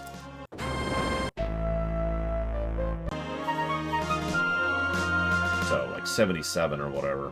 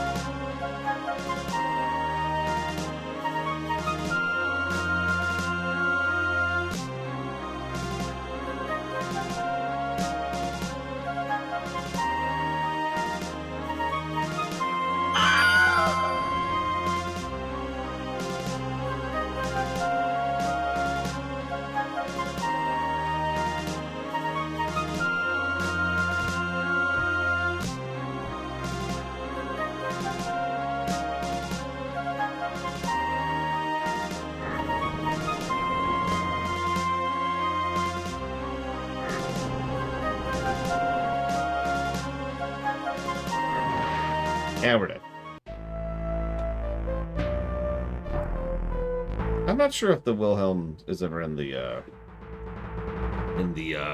thing I can't think of the name of. Souls-like games.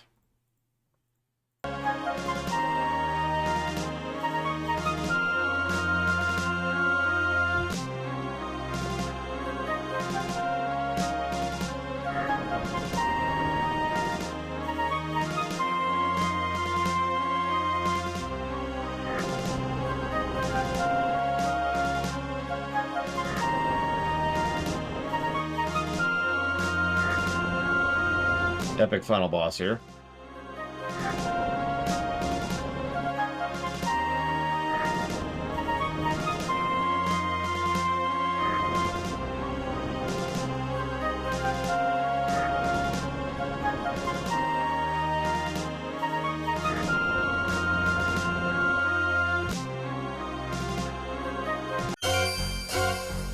And time.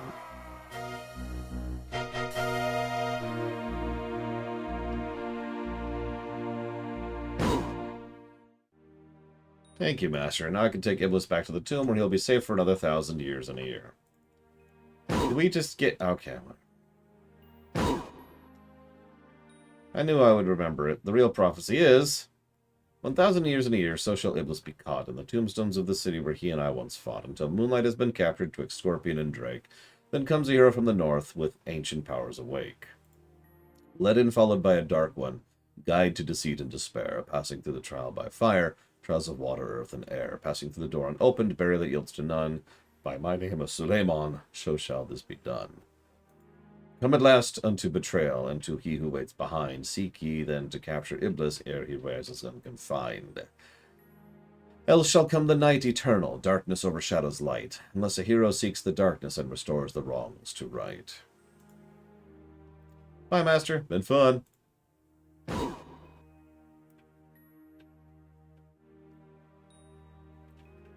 With the help of the slave woman Maizun, you found Emir Ali hiding in his bedroom. With your urging and a few sharp remarks from Maizun, the Emir swore he'd restore the city. By the first light of dawn, Emir Ali al-Dan Hassan ordered all fighting to cease and proclaimed the evil rule of Adavis and Kavim to be over. As the Emir began an incredibly dull speech, you slipped away to complete your quest. You stand beside the cracked and dry fountain of Rasir's palace, plaza of the fountain. You hold in your hands the water skin containing the water elemental you captured so long ago in Shapir. The elemental, under your command, is released into the fountain.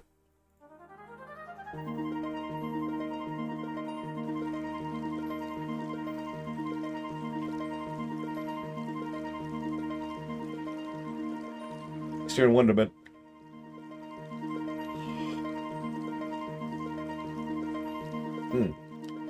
As the powerful transformation of the plaza by the magic of the water element. Yay.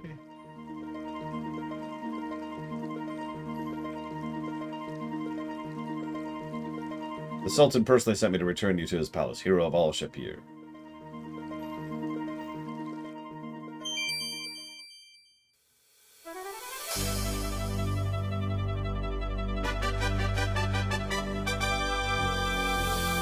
Time gained. Thou shalt stand before the Sultan Harun al-Rashid. Be judged. Let anyone speak for the stranger of the north. We shall speak for time gained. We are Shamin and Shema, keepers of the Kata's Tail Inn. When the Kata were driven from Razir, we journeyed to the Northland in search of a hero. We met Time Gained. Through his courage and skills, he restored the Baron's son and daughter and banished the wicked Baba Yaga. He became hero of Spielberg. He journeyed with us back to Shapir. Here he defeated the elements of fire, earth, and water to save our city. He is a true hero. I shall speak for Time Gained.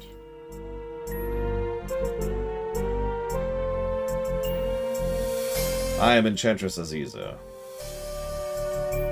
This man, of his own free will, went into the desert and sought the plant woman Julinar. Through his kindness and compassion, he allowed Julinar to forget the pain and suffering of her past and again face life with joy. The man also found a caged beast in the desert. Though it was wicked and most foul, Time Gained turned aside its wickedness and restored its humanity. We shall hope it may learn from the kindness of the hero. This man is a true hero.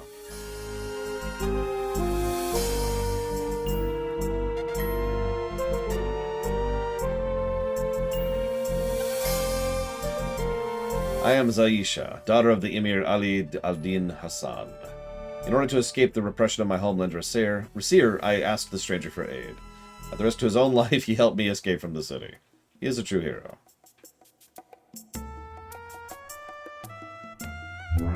Wrong. I don't have a voice. He might speak. You offer one of your dispel potions to the Saras. When Ad Avis transformed me into a Saras, I lost all hope of returning to my own form. Yet this man showed me his courage, kindness, and honor, and before I knew that, Time Gained would restore me. Who will speak for this man of honor? The Sultan shall speak for Time Gained.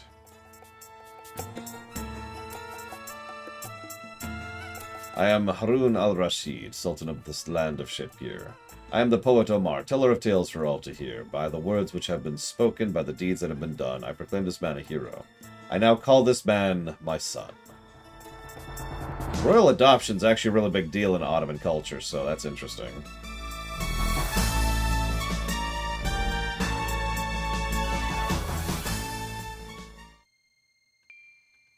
Our honor was 88.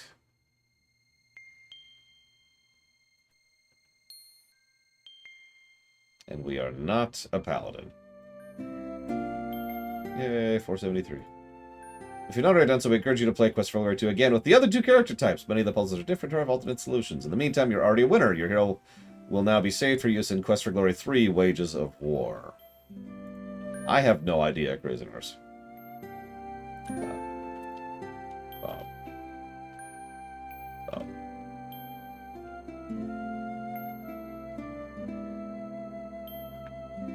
Thank you for playing this, and congratulations on the winning. We'll see you again in Quest for Glory 3. The end.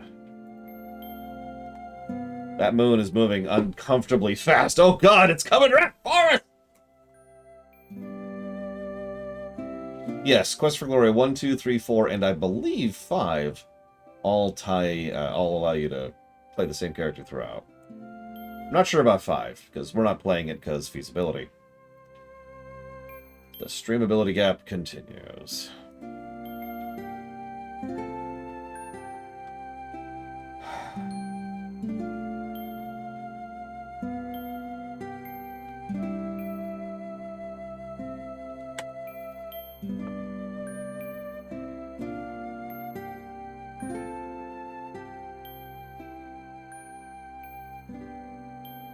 Okay, there you go. You can import into 5.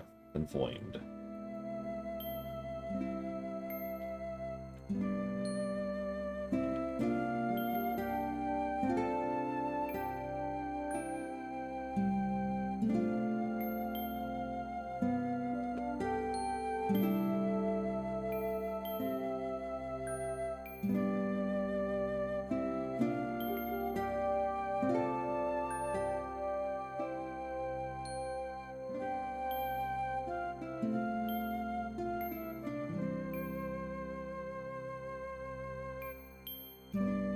Oh yeah, didn't they originally intend for 3 to not exist, or something?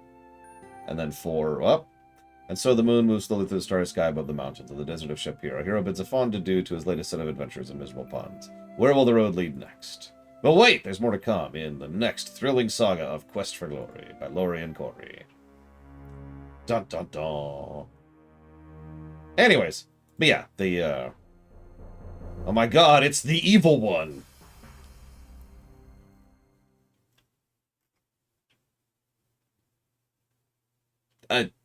And then the game Alt F4s itself.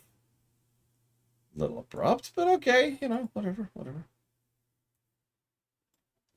suppose I will provide the music then.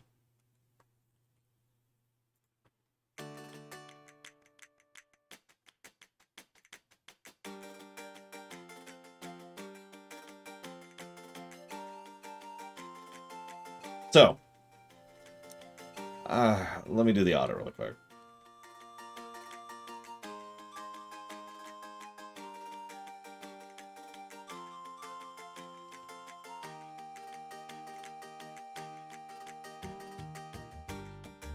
Whalers on the moon, we carry a harpoon.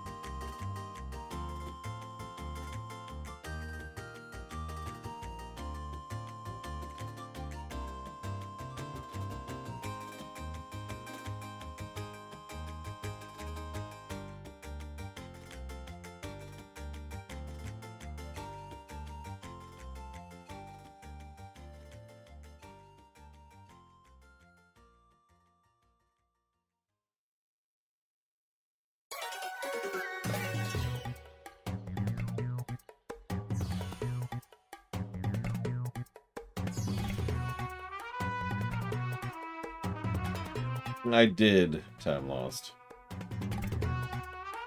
But I baked it under All Roads Lead to Rome. In this one, I don't know. I'll have to think about it.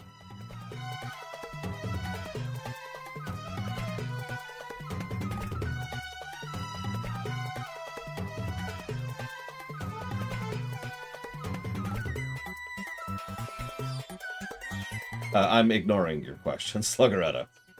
Obvious bait is obvious.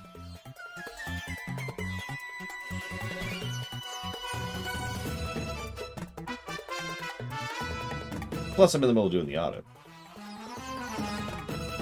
A little busy.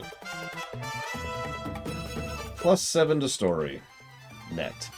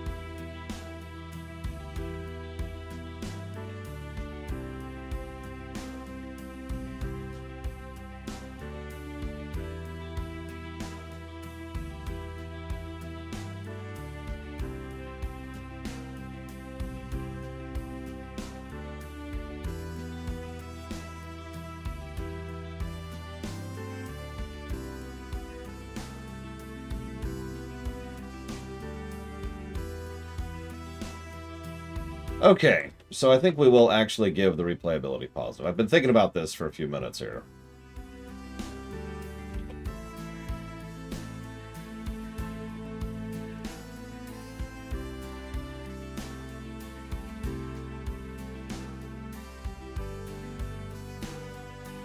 All right.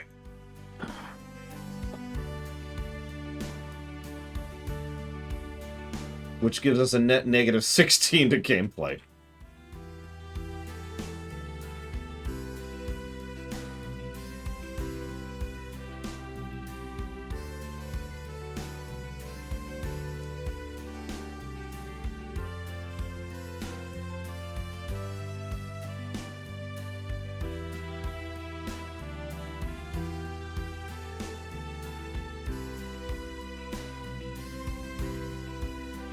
What's funny is I kind of predicted that the first game would do, better. And here we are.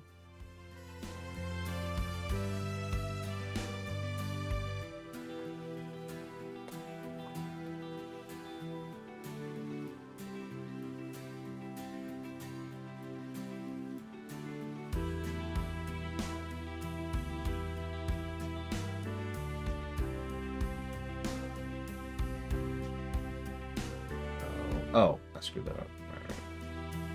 There we go.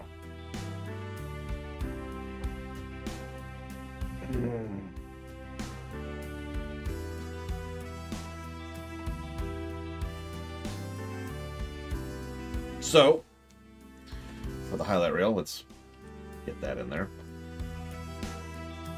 We have the same story score as before, but in different ways, which is funny. A net +7 to story. Still a decent story. Still some interesting and cool stuff going on. The gameplay side was worse almost across the board. The interface was slightly improved thanks to the fan remake, but almost everything else was awful. And,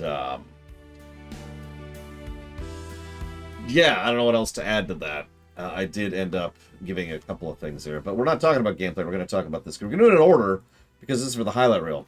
Wake up, Lore. So, we have a story density of 0.73 per hour, and a story ratio of 100%. No story negatives. Over on the gameplay side, which I just started talking about, we have a net negative 16, which is over double as bad as the previous game, and in hindsight, I absolutely stand by that. That gives us a gameplay per hour density of negative 1.67, and a gameplay ratio of 10%, which is not great. With a quick drum roll, the final golden number for this game is negative 5.15.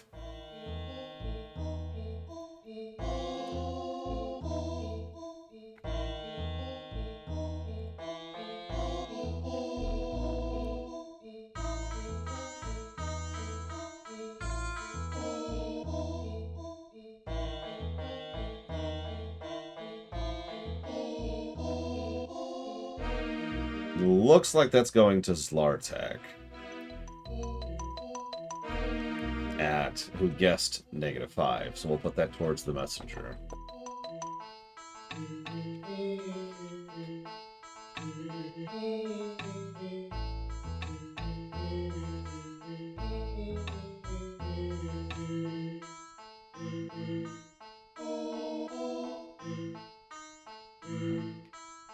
Final thoughts for the reel. You could tell they were really trying to try something with this one.